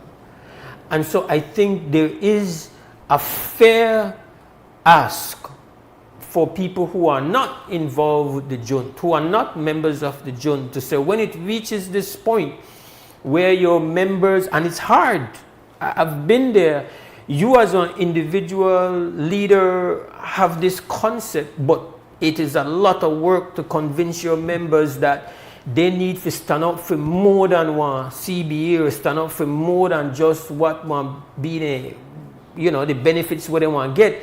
That for make them say that if we correct certain things, it make future CBAs even more assured. If we create one atmosphere of greater accountability and transparency in our governance, we want to stand better insofar as the benefits where we get every time we come along to deal with the CBA. I think that is where it becomes important, because it's obvious that we are at that temperature. It's like steel not bend until the temperature reach hot. If steel cold, it's hard for bend. When you bring temperature to bear on steel, steel then become flexible, malleable. You could twist it into different things. So we have to be opportunistic when the steel hot. I feel right now, 2025 is another one of those moments when I can sense that the memberships of your respective unions are ready to stand. They are not. This is not fake. These are not just leaders, the front, the talk rhetoric. I feel membership they on board with we have to happen, make it happen. So I consider it to be a moment when steel hot. And so I think it's a fair time for us to say, could we slip in some other things there while the steel is hot? I think that is where you're saying, can we also look at some corrective things? As a suggestion, and I'll hear your responses when we come back from break. This whole thing with part of the government, they say, well, we wage bill too high, as if though the unions make the wage bill high. The wage bill high because there is the unsigned contract whereby every party decide how they want to get the power that will assure that they want to add another layer of people to that wage bill. So at what point do we say a part of the agreement that has to be signed is that there is going to be a cap? Is that unacceptable for say that we have to look for a cap, because you can't come and lash me with something where you create. Right. It is the political directorate that has created. They have layered the labor force, the chamber, commerce, Senator Herrera, and I think even yourself, Brother Dean, has pointed out about how many people have been added on. Every administration adds on and adds on and adds on, and then when they have gotten the benefit of the added on, the political loyalty out of added on, the votes out of adding on, when you are looking for betterment for yourself, then I tell you, well, see the bill here?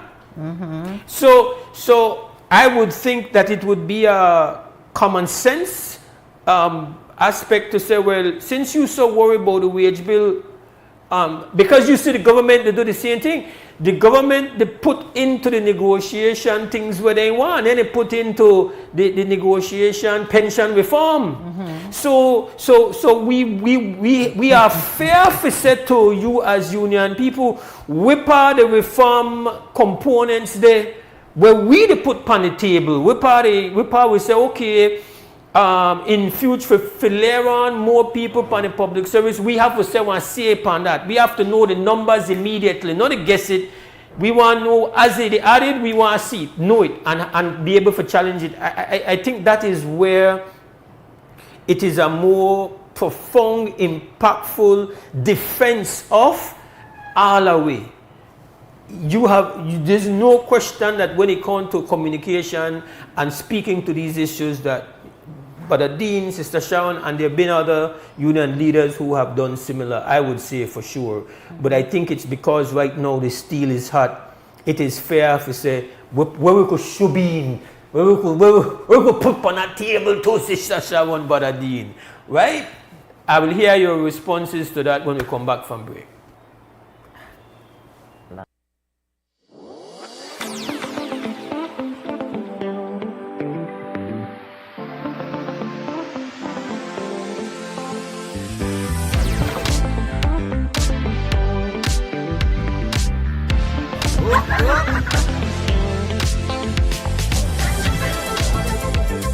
Earn V-Bucks and get a chance to win a $10,000 home vacation with Benny's. Quality and savings. Hey, Belizean students! Ready to unlock your future? The Social Security Board is now accepting applications for its 2025 scholarship program. Whether you're aiming for vocational technical, high school, or an associate degree, this is your chance. To qualify, you must be a born Belizean accepted to a school in Belize, entering high school, trade school, or college for the first time, demonstrate financial need and academic potential. Don't wait! Learn more and apply online today at socialsecurity.org.bz. Deadline is Friday, June 27, 2025. Remember, only online applications are accepted. Unlock new opportunities for success with a scholarship from Social Security.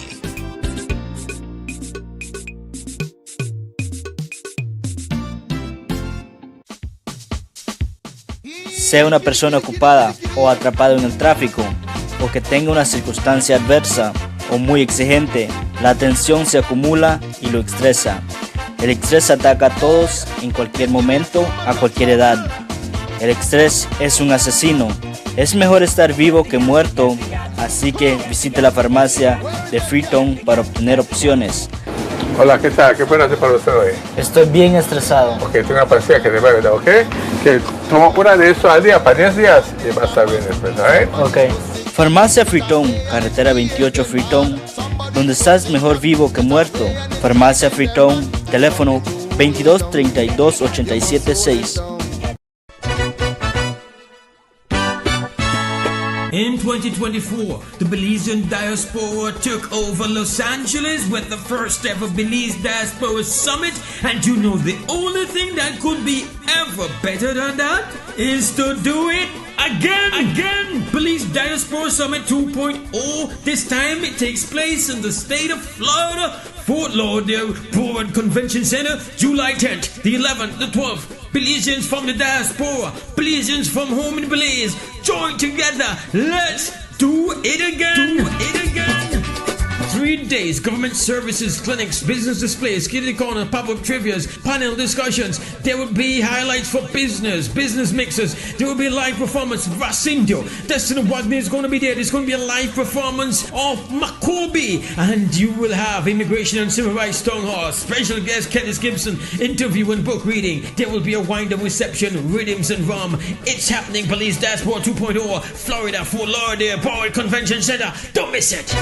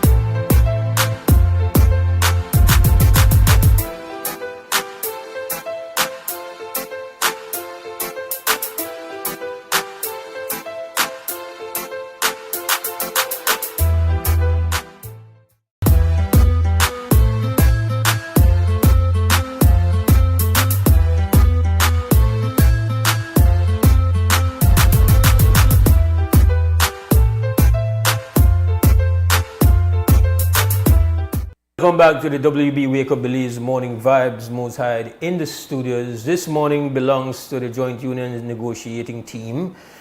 We've had Brother Dean Flowers via Zoom. We've had Sister Sharon Fraser from the AP SSM. Unbelievably, as if by magic, Sister Yaya, your wish that like you almost get one instant response. Unbelievable that yes, we have with us the president of the BNTU for the first time with me. Yeah. I don't go any further than that. Many feelings hurt, you know, but bigger matters there for deal with this. Bigger fish for fry this morning. I am delighted and honored to have Sister Nelia Callis, the president of the BNTU. Obviously, a lot going on. I wish that we had a couple conversations prior to the temperature being so hot, but it is what it is. I'm glad to see you. Congratulations. Thank you. Obviously, you are in the thick of some very serious negotiations. We have been talking since a little after 7 o'clock. So I have to give you the first opportunity to just, on behalf of your members, to our listeners and viewers, so exactly where things are as the BNTU is concerned, and just go first. Hi, good morning, Belize. Let me make this clear, right? I have another commitment for today, and I did not write in my diary the fact that I'm supposed to appear here. So when I picked up my diary, all I saw was the other commitment. So while I'm at the guest station, I opened my phone, and then I noticed in the June chat that Dean is saying he'll appear by Zoom, and I said, oh my God. And I started to drive like crazy, as I am aware of the fact that my brother Mose is not happy with me. So I said, even if it's for 10 minutes, I have to try and sweet him up. But I'm happy to be here, and I promise you I will come back again for us to look at the BNTU in its entirety and the role that we play as it pertains to democracy, improving the quality of education in Belize, as well as ensuring that the welfare of teachers are being addressed. So those are things we really need to talk about, because I think right now some of the teacher issues are being lost. And the minute I get to my office this morning, we are writing the Ministry of Education. It has been more than 3 months since we have gotten a new Minister of Education, and there have been no meeting, and we have a lot of unfinished business. So not because we are advocating for 8.5, we're going to allow the other business of education to just sit by the wayside. We can no longer wait. 3 months is a lot. And while they might be happy because they know I'm solution oriented, you can't just be talking, I want to know deadlines. Okay, by when will we accomplish this? Keep us abreast of what is going on, because you have to hold them to task. And since taking over, I noticed that people come to meetings and there are a lot of talking, and then we walk out without deliverables or no plan of action. So when I go to these meetings, as Sharon can tell you, I will say, okay, now, so what will we do about it? By when will we get this done? Because the workers of this country, they want solutions. All right? So we've kind of gotten... I just wanted to. That's my intro. Great. You have to come back soon, because I need to properly and thoroughly vent my hurt. But this is not the morning for that. I don't have enough time, and like I said, we got bigger issues, right? That is so true. I put my thing way upon the back burner for the appropriate time. Let me answer your question then. Okay, so what happened was that before the break, I kind of put a challenge to Sister Sharon and Brother Dean about how, when we reach this moment, how the joint unions can be more opportunistic in a way that the list of demands represents not just the core issues that members want and need and deserve, but as has been done in the past, where we have been able to secure structural adjustments, reform things that systemic change, that make systemic change, which again the BNTU was able to do in 2016, and which the joint unions together were able to do in 2005. Because what we can see is that the government is also very opportunistic. They are trying to squeeze in pension reform in the middle of this negotiation. They are trying to bite on two sides at the same time. So I wanted to hear from Sister Sharon and Brother Dean, and know that you have joined, you will be able to weigh in on this issue. All of this kind of provoked by a call that Sister Yaya gave. So I want to tell you that we are not ignoring things that can make systematic change. We've been looking at good governance, insisting on the whistleblowers, insisting on the asset recovery, and in fact, we have not walked away from that. So even when we had signed on the CBA, the last CBA, it included things that would amount to systematic change.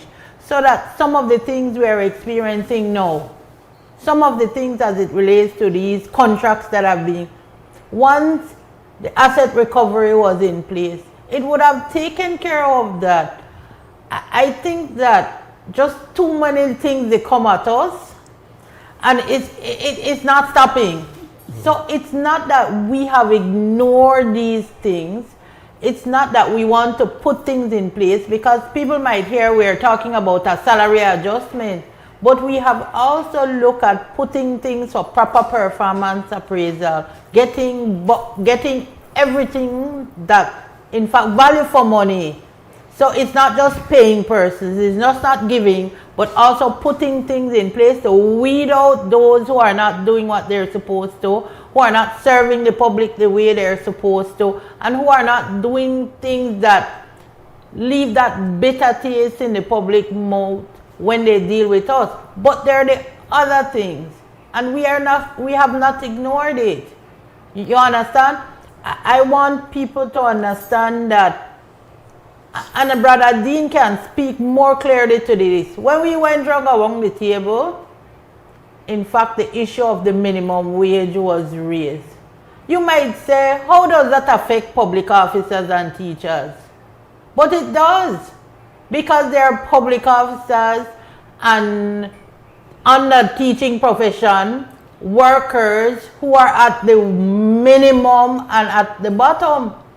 You know what was said to us when we raised that issue? That's a 2.0 plan, how we want to hijack a 2.0 plan. And I always smile when I hear Brother Dean talk about he has not moved away from 1.0.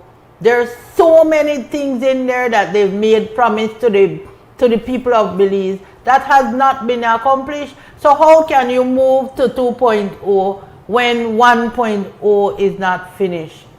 Right? But that's Brother Dean things. He eloquent, as you said, when it comes to things like that. But we are not moving away from things that can make systematic change to the way we do things. We cannot continue doing the way. We cannot be issuing contracts and people not working. We can't do that. And it doesn't matter who is doing it. So the airport authority is spending money when by law they should be contributing to the consolidated funds. The law says that. I don't know if you're aware of that, Mose. Yes. But I'm hoping that you do, and now your listening public also know that in fact BTIA is supposed to be contributing to the consolidated funds. BTB, sorry. BTB. Not having concert. Okay, fine. People enjoy concert. But what about what the law dictates? Can I jump in here? Let me jump Please. in here. There are three things, Brother Mose. Yeah.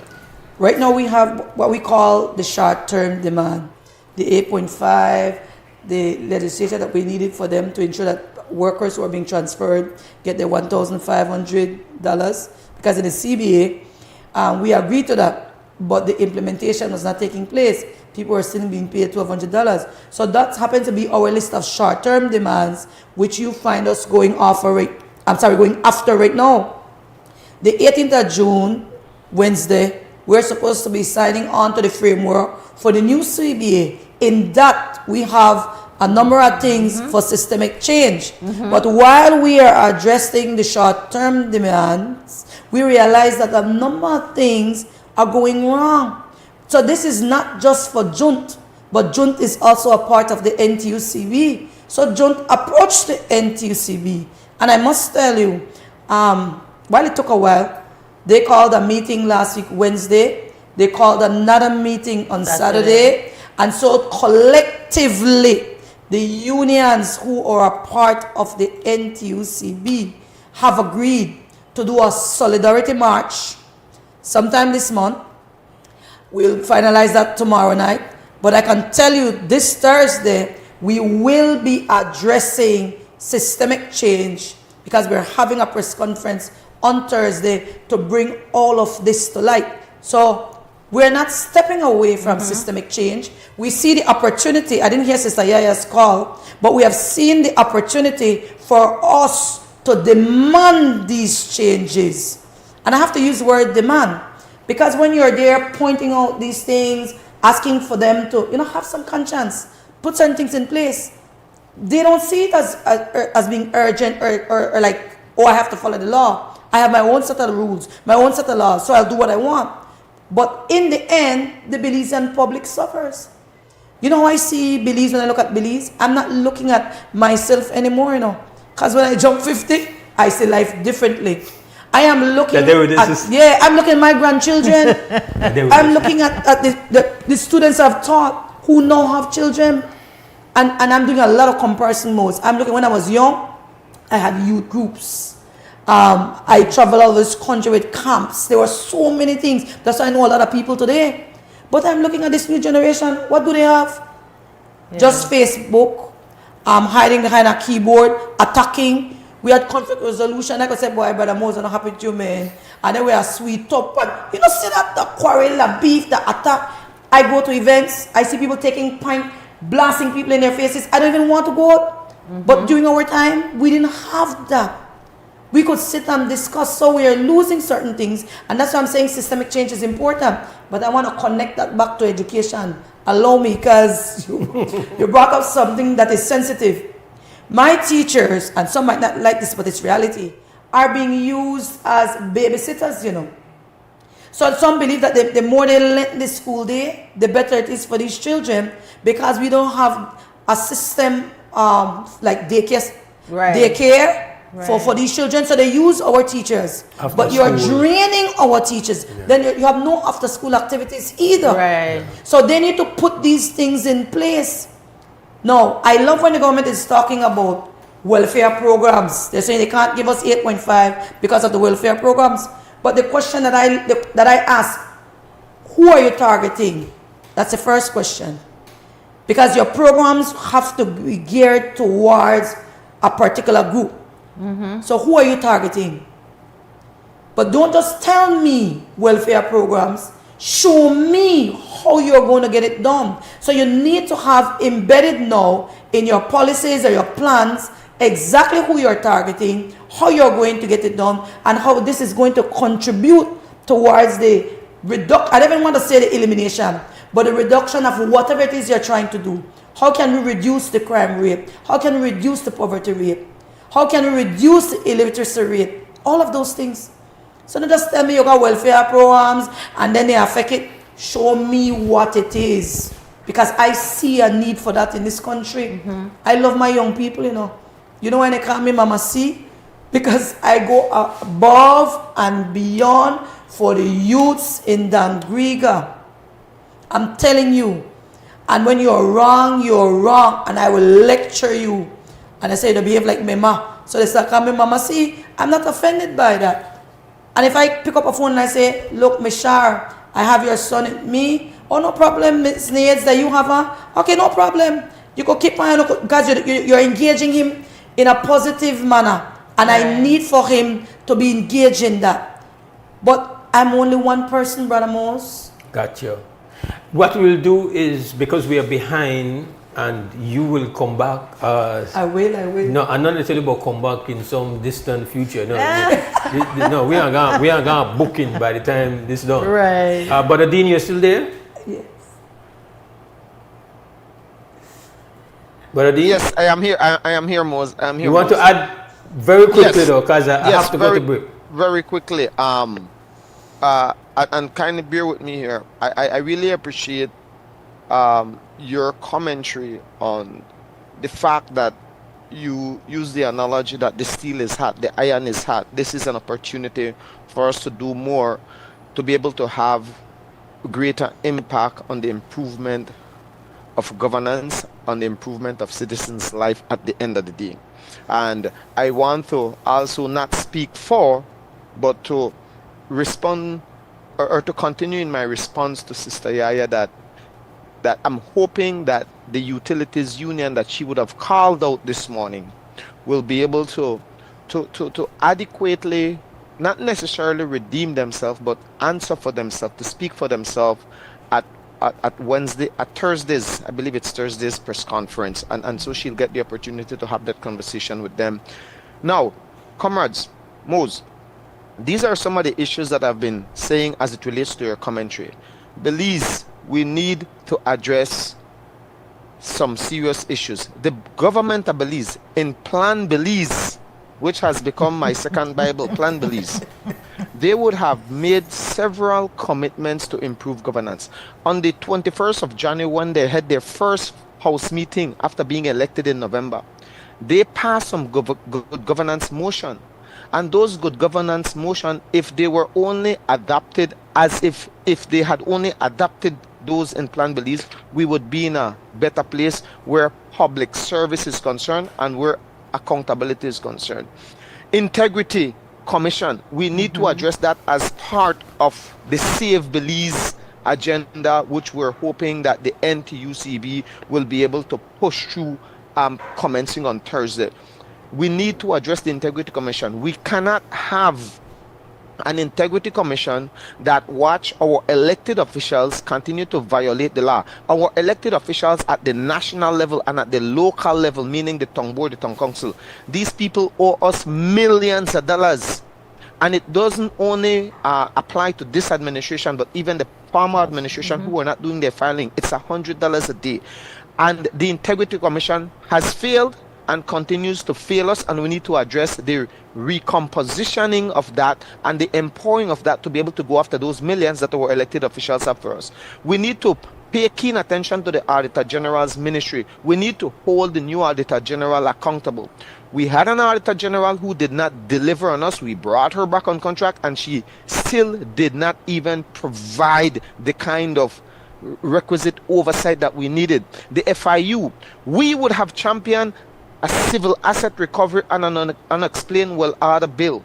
We would have championed whistleblowers legislation, which would have applied in the public sector and the private sector. People say, but how the union can get information? The union can get information because we're being forced to sign non-disclosure agreements, confidentiality notes, and then watch corruption happen in front of our eyes, watch threat to public health happening in front of our eyes, and people are afraid. So Belize, we need to champion the whistleblowers legislation, which sits in committee. The FARA, the former Prime Minister violated the FARA. The current administration continues to violate the FARA. The current Financial Secretary continues to violate the Fiscal Accountability and Transparency Regulation. And there is no penal clause in those. So I'm hoping that this new Save Belize agenda will be able to strengthen those legislation. Procurement and tendering. We borrow hundreds and millions of dollars annually, Belize, to build roads. And then when they're in a position and tell we can't eat roads, and then when they get in a government, then do the same thing and they refuse to show us the contract. There is no open tendering. We see whereby Osman Martinez would have been engaging in contracts below the threshold so that the contract does not have to go to the contractor general office. We are also seeing whereby finance officers keep their expenditure below $10,000 so you don't have to go to the accountant general. These are trends that a good auditor would pick up and follow the money. Belize, I have been saying we're being robbed. Your children and my children have been robbed of their future by our elected representatives. This thing does not rocket science. We could jail our people. I've said to the government, you can't do the accountability work, then let's reach out to the UN, just like how Guatemala reached out to CSIG, the Commission Against Impunity. And they sponsored it for 5 years. That commission came into Guatemala and jailed almost every single past president of Guatemala. If this administration is serious, and if you Belizeans are serious to join us, because we have to team up Belizeans, if you're serious to join us, we could demand that this government also gets the UN into to create an impunity commission sponsored by the UN for 5 years to jail all those elected representatives that has robbed us since 1981. I don't know how far back, at least the civil assets go back to 20 years. But we could fix Belize. Where this bloating of the wage bill is concerned, this administration, like Mose said, and the previous, they continue to add to the wage bill. It is not the Public Service Union who continues to put this burden on the Belizean people. And so we have to go, we have been proposing to the government, let's do a period of natural attrition.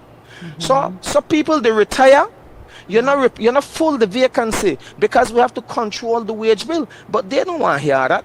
They want to reward their friends and cronies, and then they issue contracts. And I was looking at a contract here, Ministry of Finance, then bring in finance officers, then bring in secretaries, then bring in drivers, and look at the ridiculous price. A finance officer with no experience straight out of university, they make $65,000 a year. And then they want scandal me, we have 21 years practicing in the finance sector, did offshore banking, worked as a mortgage analyst in Social Security, worked as Belize's first petroleum accountant, and they want it. And I'm not even earning this.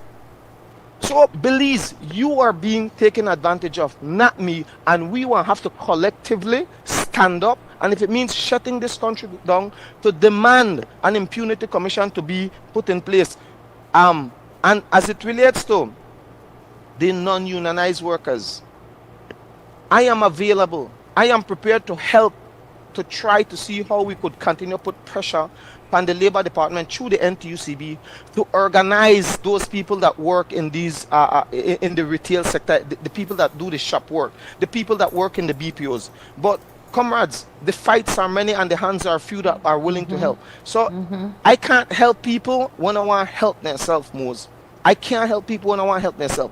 I am prepared to give my life for this country to improve governance. But the Belizean people have to want it, and they have to stop use the excuse that them busy to try survive so they can address the governance issues. And so I hope I was clear on what needs to be done, and where these statutory boards are concerned.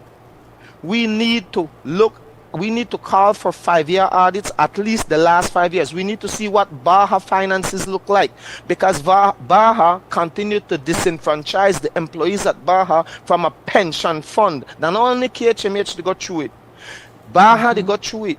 We have to look at what is happening at our company's registry, because now then they're raking millions. Where is that money going?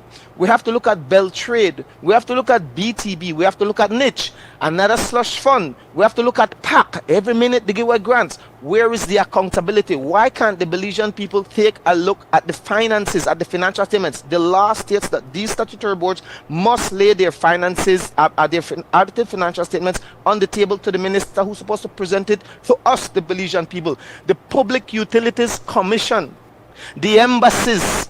Mose, we got a lot of work to do, my brother, and I know that I want a lot of information to process, but I hope that the Belizean people will take time out to review this segment this morning, to look at what I just said, and to join this fight. Because if we not save the country now, we are lose it, Belize. we are lose it to a small handful of people who already control all our natural resources. All right, ma'am. May I take this break and come back?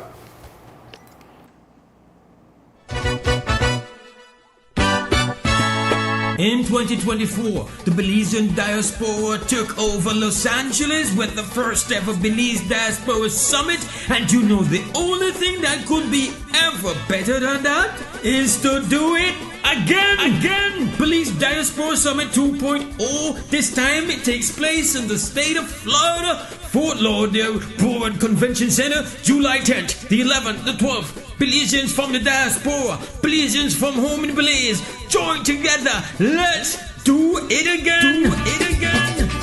3 days, government services, clinics, business displays, kitty corner, pop-up trivias, panel discussions. There will be highlights for business mixers. There will be a live performance of Rasindo. Destiny Wagner is going to be there. There's going to be a live performance of Makobi. And you will have Immigration and Civil Rights Town Hall, special guest Kenneth Gibson, interview and book reading. There will be a wind-up reception, rhythms and rum. It's happening, Belize Diaspora 2.0, Florida, Fort Lauderdale Board Convention Center. Don't miss it.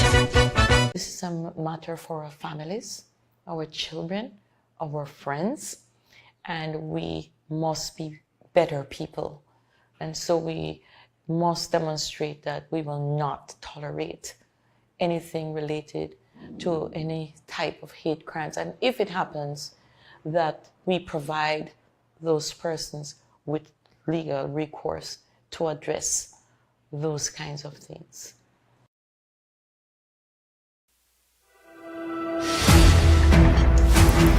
At Atlantic Bank, we stand as more than just a financial institution. We are your partners in progress, dedicated to fostering your success by providing tailored solutions to micro, small, and medium enterprises. Your successes are our triumphs, and every success story deserves to be celebrated. We pledge to stand by you every step of the way. Today, we celebrate the values that define you with your unwavering dedication, steadfast commitment, boundless innovation, resolute work ethic, and unyielding ambition. We will navigate challenges, seize opportunities, and continue building the future together. Nando's Wholesale is your market leader in Belize's wholesale industry when it comes to high-quality products at the most reasonable and competitive prices. With over 40 years in the wholesale business, Nando's Wholesale embraces the partnership of the hotel industry in Belize by providing world-renowned brands in wines, seasonings, condiments, and cleaners in industrial sizes, as well as small and large kitchen appliances and equipment. Nando's also takes pride in providing one of the quietest and most durable air conditioning systems in Belize with technical support and spare parts. Nando's Wholesale.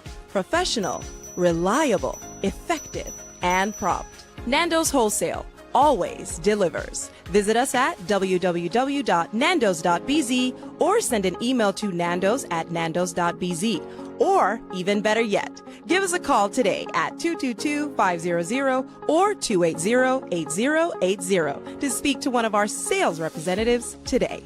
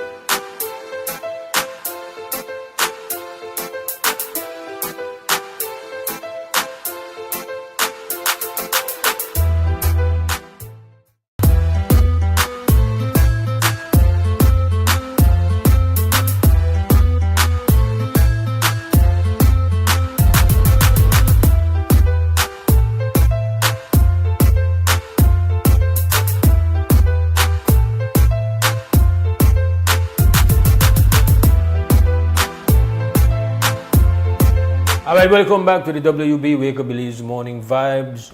We've spent the entire morning with the joint, no only section, no only portion, the whole show.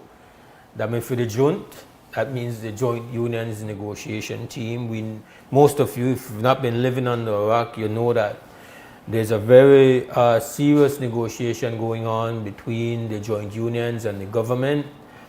It is a struggle for correction, for justice, for economic justice, for correction. And unfortunately, we had a very short time here with the president of the BNTU, but we spent most of the morning with the president of the APSSM and also the president of PSU. I don't have any time remaining and one break left, so I will give you all three an opportunity to just address our listeners and viewers directly what you want them to understand about the struggle and where the struggle is right now. Okay, so I can start. As you've said, I represent the senior managers of the public service, and I want to ask the members who I represent is that this fight is real.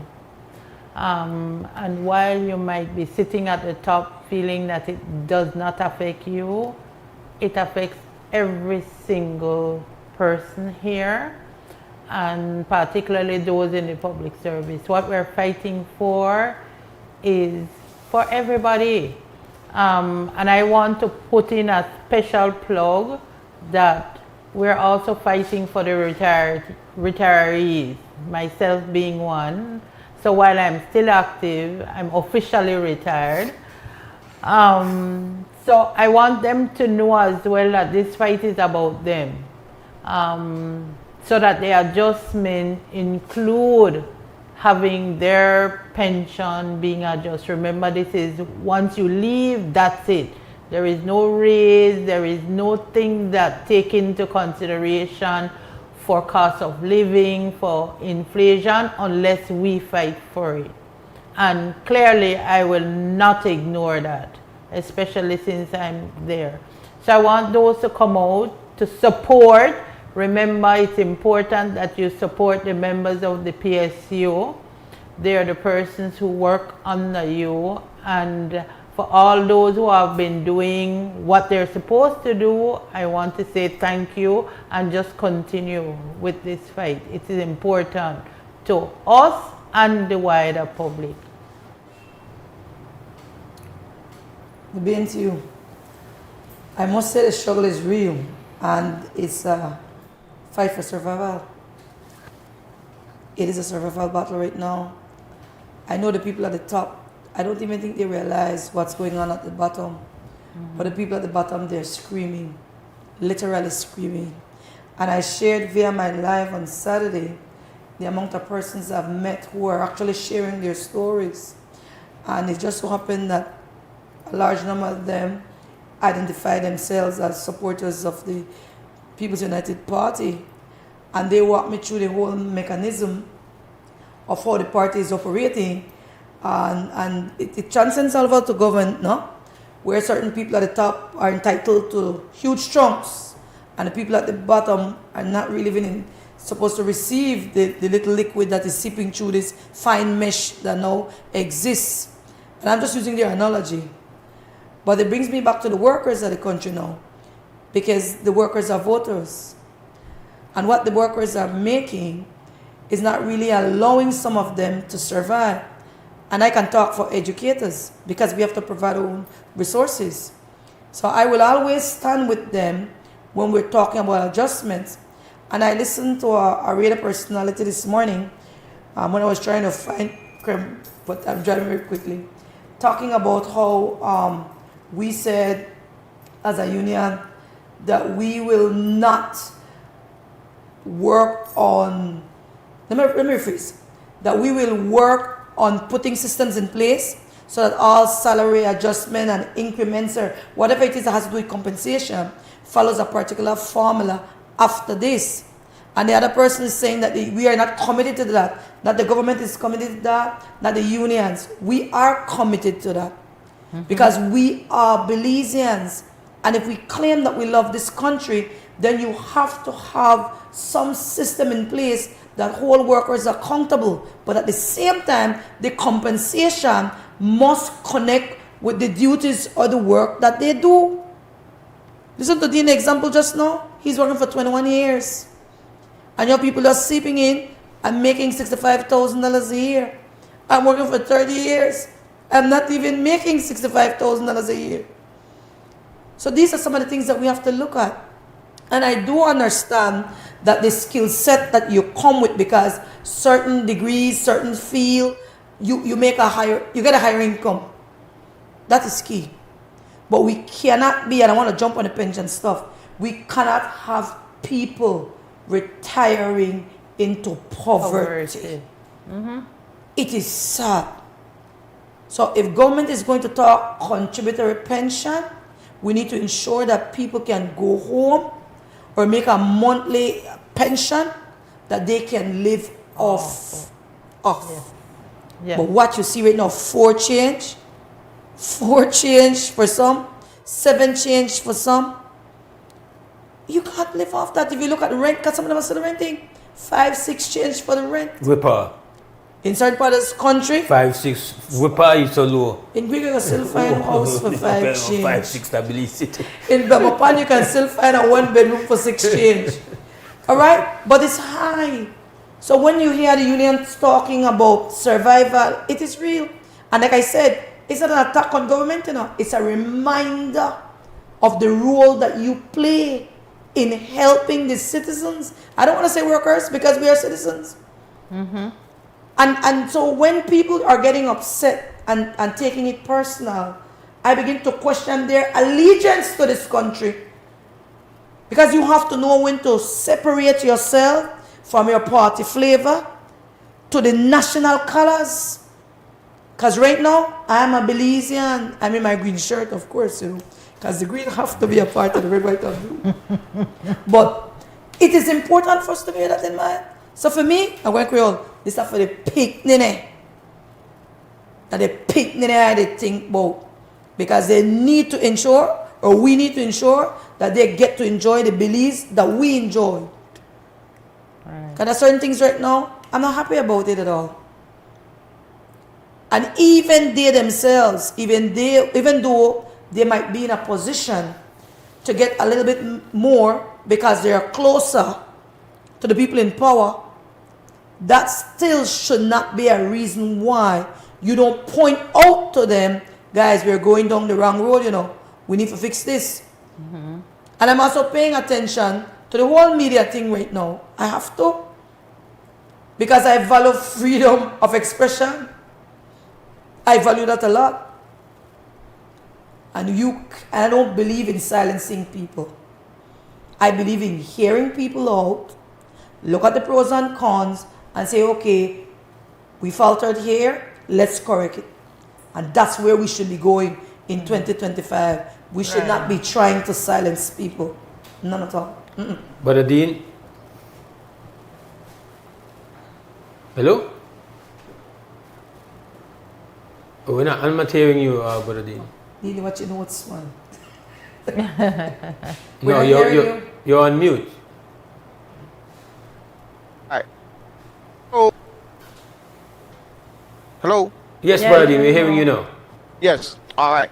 Brother Mose and Creme Radio, thanks very much for providing us with this space to fight for Belize, to try to try our best to inform and educate the Belizean people on where we're coming up short and what we need to do. Belize, please understand something. The Public Service Union is here to ensure that we're all held accountable. And I've been saying to this administration, where I can as president to assist you to ensure that we could weed out those public officers for who were not getting value for money, we're prepared to assist in that regards. But at the same time, we also have to weed out those politicians that where we're not getting value for money. We cannot give up our pension so easily, and we cannot tie our pension to any salary adjustment. The Constitution of Belize, under Section 112(2)(b), please read the Constitution of Belize. It protects our pension. It provides that since the day of independence, any change in the pension law shall not be less favorable. And so any attempt by this government or any future government to give us a pension that is less favorable will be unconstitutional, and we're going to court over it. Are we prepared to have a conversation on that pension bill? Yes, we are. Yes, we will. But currently, the discussion on pension is tied to a comprehensive salary review exercise so that people can be paid what they are worth. You cannot take money from us up front, the 5% towards the pension, and then reduce the pension benefits from 67% to 50%, which makes it worse. So you take from us up front, you take from us when we retire, thus retiring us into poverty, as Sister Nadia would have rightly said. That's not how it works. That's not how it's supposed to work. That is not the vision that our forefathers have. It ain't going to happen once there is breath in my body. It ain't going to happen. What the adjustment to the pension fund that we need to do is to repeal the SI that provides for persons currently within the public service to be walking home with over $100,000 in salary and still walking home with over $50,000 in pension. They are the data that the government need to address. Double dipping is a real issue. We have too many retirees, and one such retiree who is collecting in excess of $50,000 in pension while still in the service earning over $100,000. Those are the inequities and injustices that we need to change, and that is the only amendment that I want to see in the pension fund. Mose, please allow me here so that I could wrap up. Consumer protection. We volunteered to visit these businesses that are price gouging the Belizean people. We volunteered, no cost, Mose. You know what has happened? The Ministry of Agriculture, through the Honorable Mai and the Consumer Protection, they have shut that down with the Minister of Public Service. They refuse to move that. Yes, they are concerned, but do you think they want to come to address those concerns in terms of whether there may be unscrupulous public officers engaged in perhaps shaking down businesses? But the greater majority would have been saving the Belizean people from these price gouging, non-tax-paying businesses, these tax evaders. And the government refused to empower us to do that. So we're trying our best to help the Belizean people. As it relates to this proposed 60 million or 100 million that they're saying it will cost the Belizean taxpayer. We stood up in 2021. We took salary cuts in 2021, and this government docked people pay who were striking, who said, on behalf of my union, I will not accept these type of austerity measures. This government is now attempting, as they have done since 1981, to put the burden of rewarding every single public officer who are not even a member of the union. We represent our members. And so if the government wants to respect collective bargaining, if the government wants to respect unionized workers, if the government wants to be fair on the Belizean taxpayers, they will reward those public officers who empower us to negotiate on their behalf. They will not go and reward Tom, Dick, and Harry who have no interest. There is a great group of public officers who are satisfied with how the government treat them. Then there is a group who are exercising their constitutional right to say, public service union, I will pay you my leave $15 a month. I will pay you my leave $20 a month so that you can negotiate and bargain for me.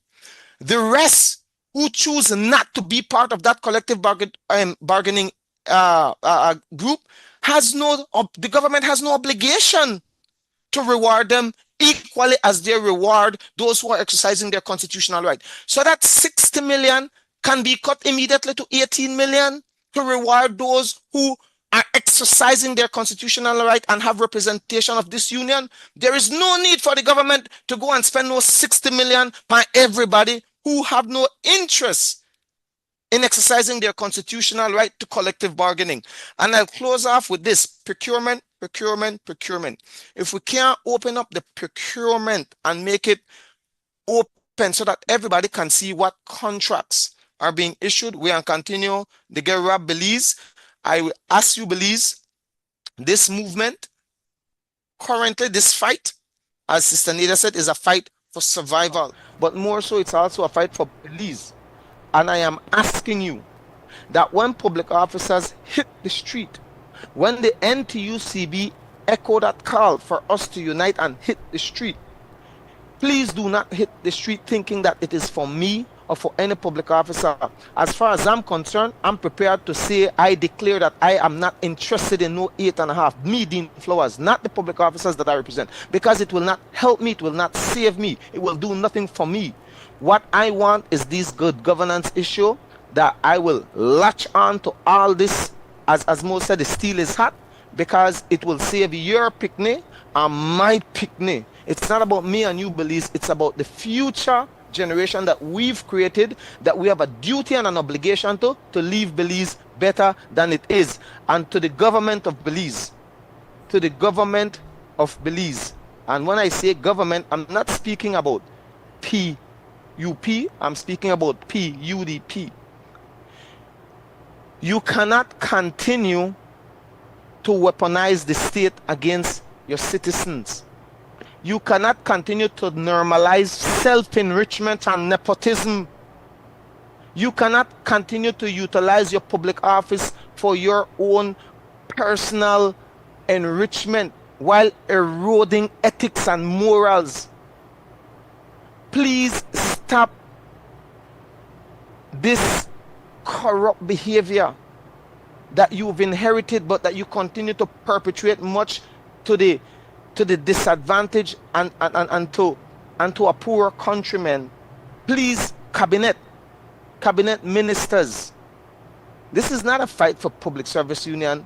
This is a fight for Belize. You all came to the Belizean people and you asked to be elected to be able to improve their lives.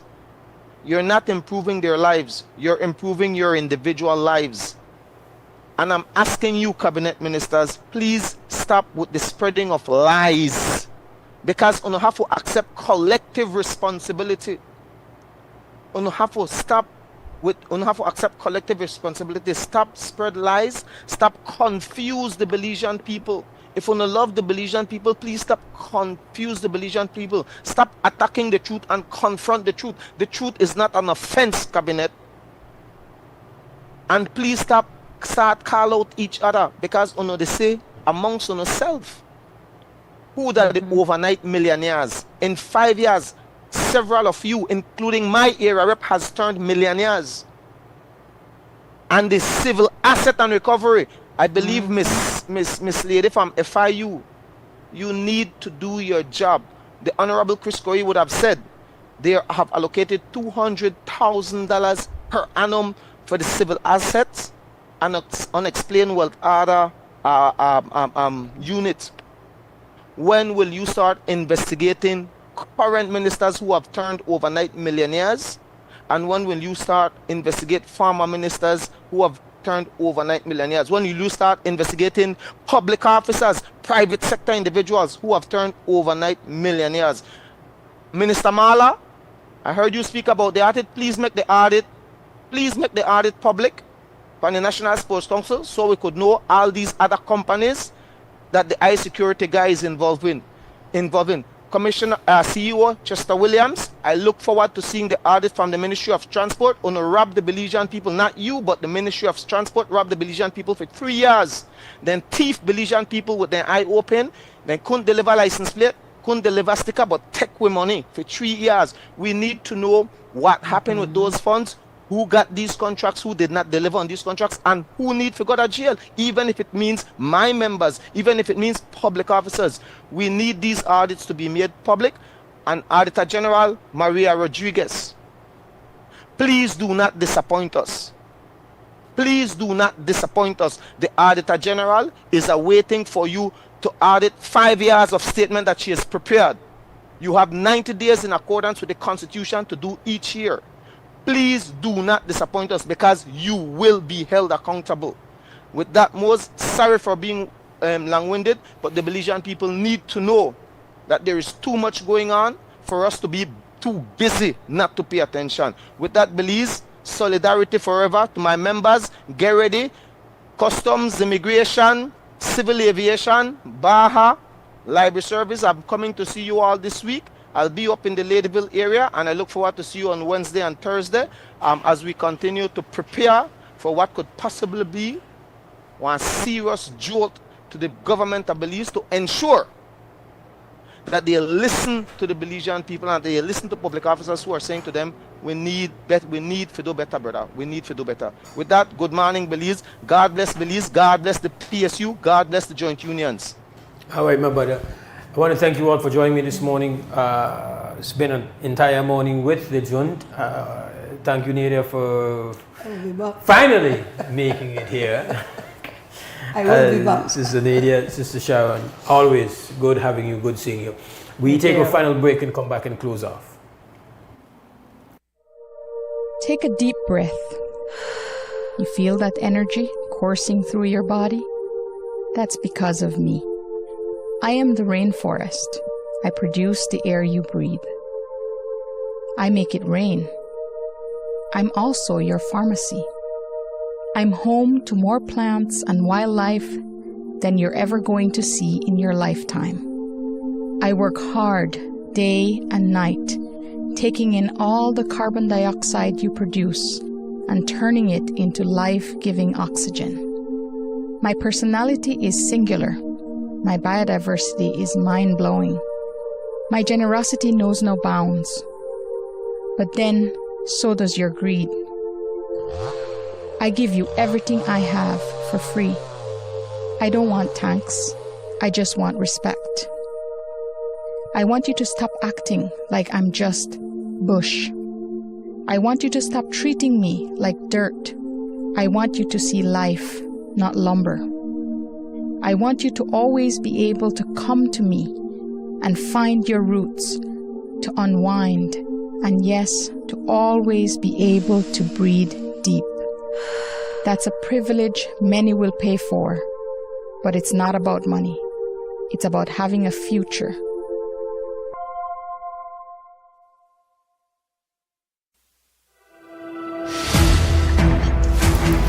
At Atlantic Bank, we stand as more than just a financial institution.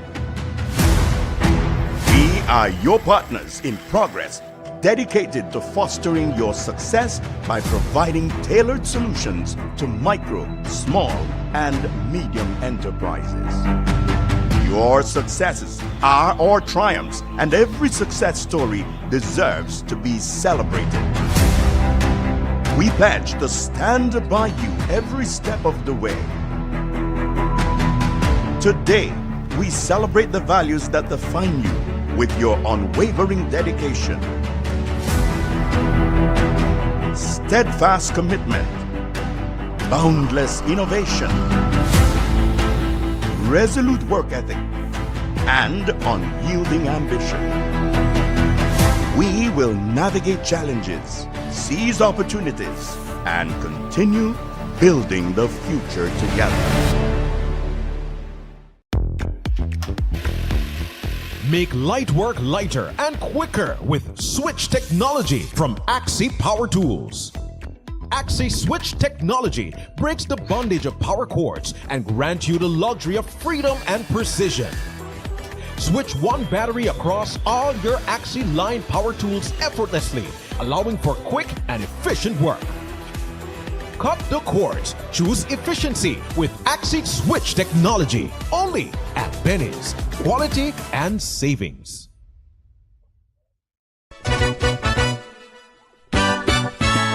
In 2024, the Belizean diaspora took over Los Angeles with the first ever Belize Diaspora Summit, and you know the only thing that could be ever better than that is to do it again. Belize Diaspora Summit 2.0. This time it takes place in the state of Florida, Fort Lauderdale Board Convention Center, July 10th, the 11th, the 12th. Belizeans from the diaspora, Belizeans from home in Belize, join together. Let's do it again. 3 3 days, government services, clinics, business displays, kitty corner, pop-up trivias, panel discussions. There will be highlights for business mixers. There will be a live performance of Racindo. Destiny Wagner is going to be there. There's going to be a live performance of Makobi. And you will have Immigration and Civil Rights Town Hall. Special guest Kenneth Gibson, interview and book reading. There will be a wind-up reception, rhythms and rum. It's happening. Police Dashboard 2.0, Florida, Fort Lauderdale, Power Convention Center. Don't miss it. Hey Belizean students, ready to unlock your future? The Social Security Board is now accepting applications for its 2025 scholarship program. Whether you're aiming for vocational technical, high school, or an associate degree, this is your chance. To qualify, you must be a born Belizean accepted to a school in Belize, entering high school, trade school, or college for the first time, demonstrate financial need and academic potential.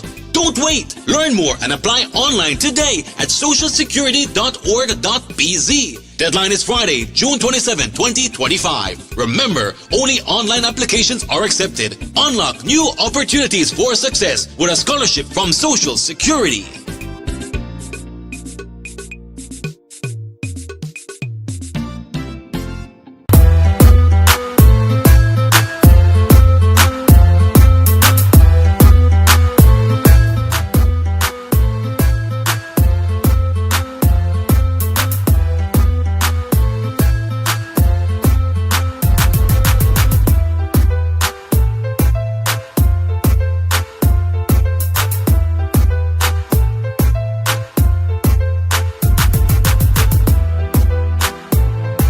All right, I want to thank you for being here with us. We went a bit over time, so I have to really thank the crew for understanding. Went way over time. It's been a long time since we've done that. Again, we give thanks to the team, Larry G at Creme Radio, the Glue XTV, Pat Cliff, Mr. Cliff Lewis, our director this morning, Mr. Alexi Belay. Do have an enjoyable start to your week, a great Monday, productive one. Stand strong, stand firm. For now, we're gone! Wake up, Billies, wake up, Billies. Everybody gotta put the time in. Wake up, Billies, wake up, Billies. Voice our opinion and place your calling. WB. Be yourself, see yourself, this is the show, my people. Billies, our hope, so to needless reason. Nobody feel left out, it's the vibe we dealing. Let's find a solution. Yeah. No respect, unselfishness and cooperation. That's how we need to build a strong nation. We are the people to make the changes. We are the changes to be obeyed. And all the things that must happen and not got blue skies. And nothing that people get victimized. Let's work together for better. We got to unite. Belize, yeah. Wake up, Billies. Wake up, Billies. Another day is here. Wake up, Billies. Wake up, Billies. We got to keep moving. Na. Wake up, Billies. Wake up, Billies. Everybody gotta put the time in. Wake up, Billies. Wake up, Billies. Voice our opinion and place your calling. WB. Get up, make every day count. Don't waste it, people. Do your part, play a role, get where you need to. Look and tune in for work or in your vehicle. If you got a problem, pick up the phone. Why wait till the time calling is the show? It no matter even if you're at home.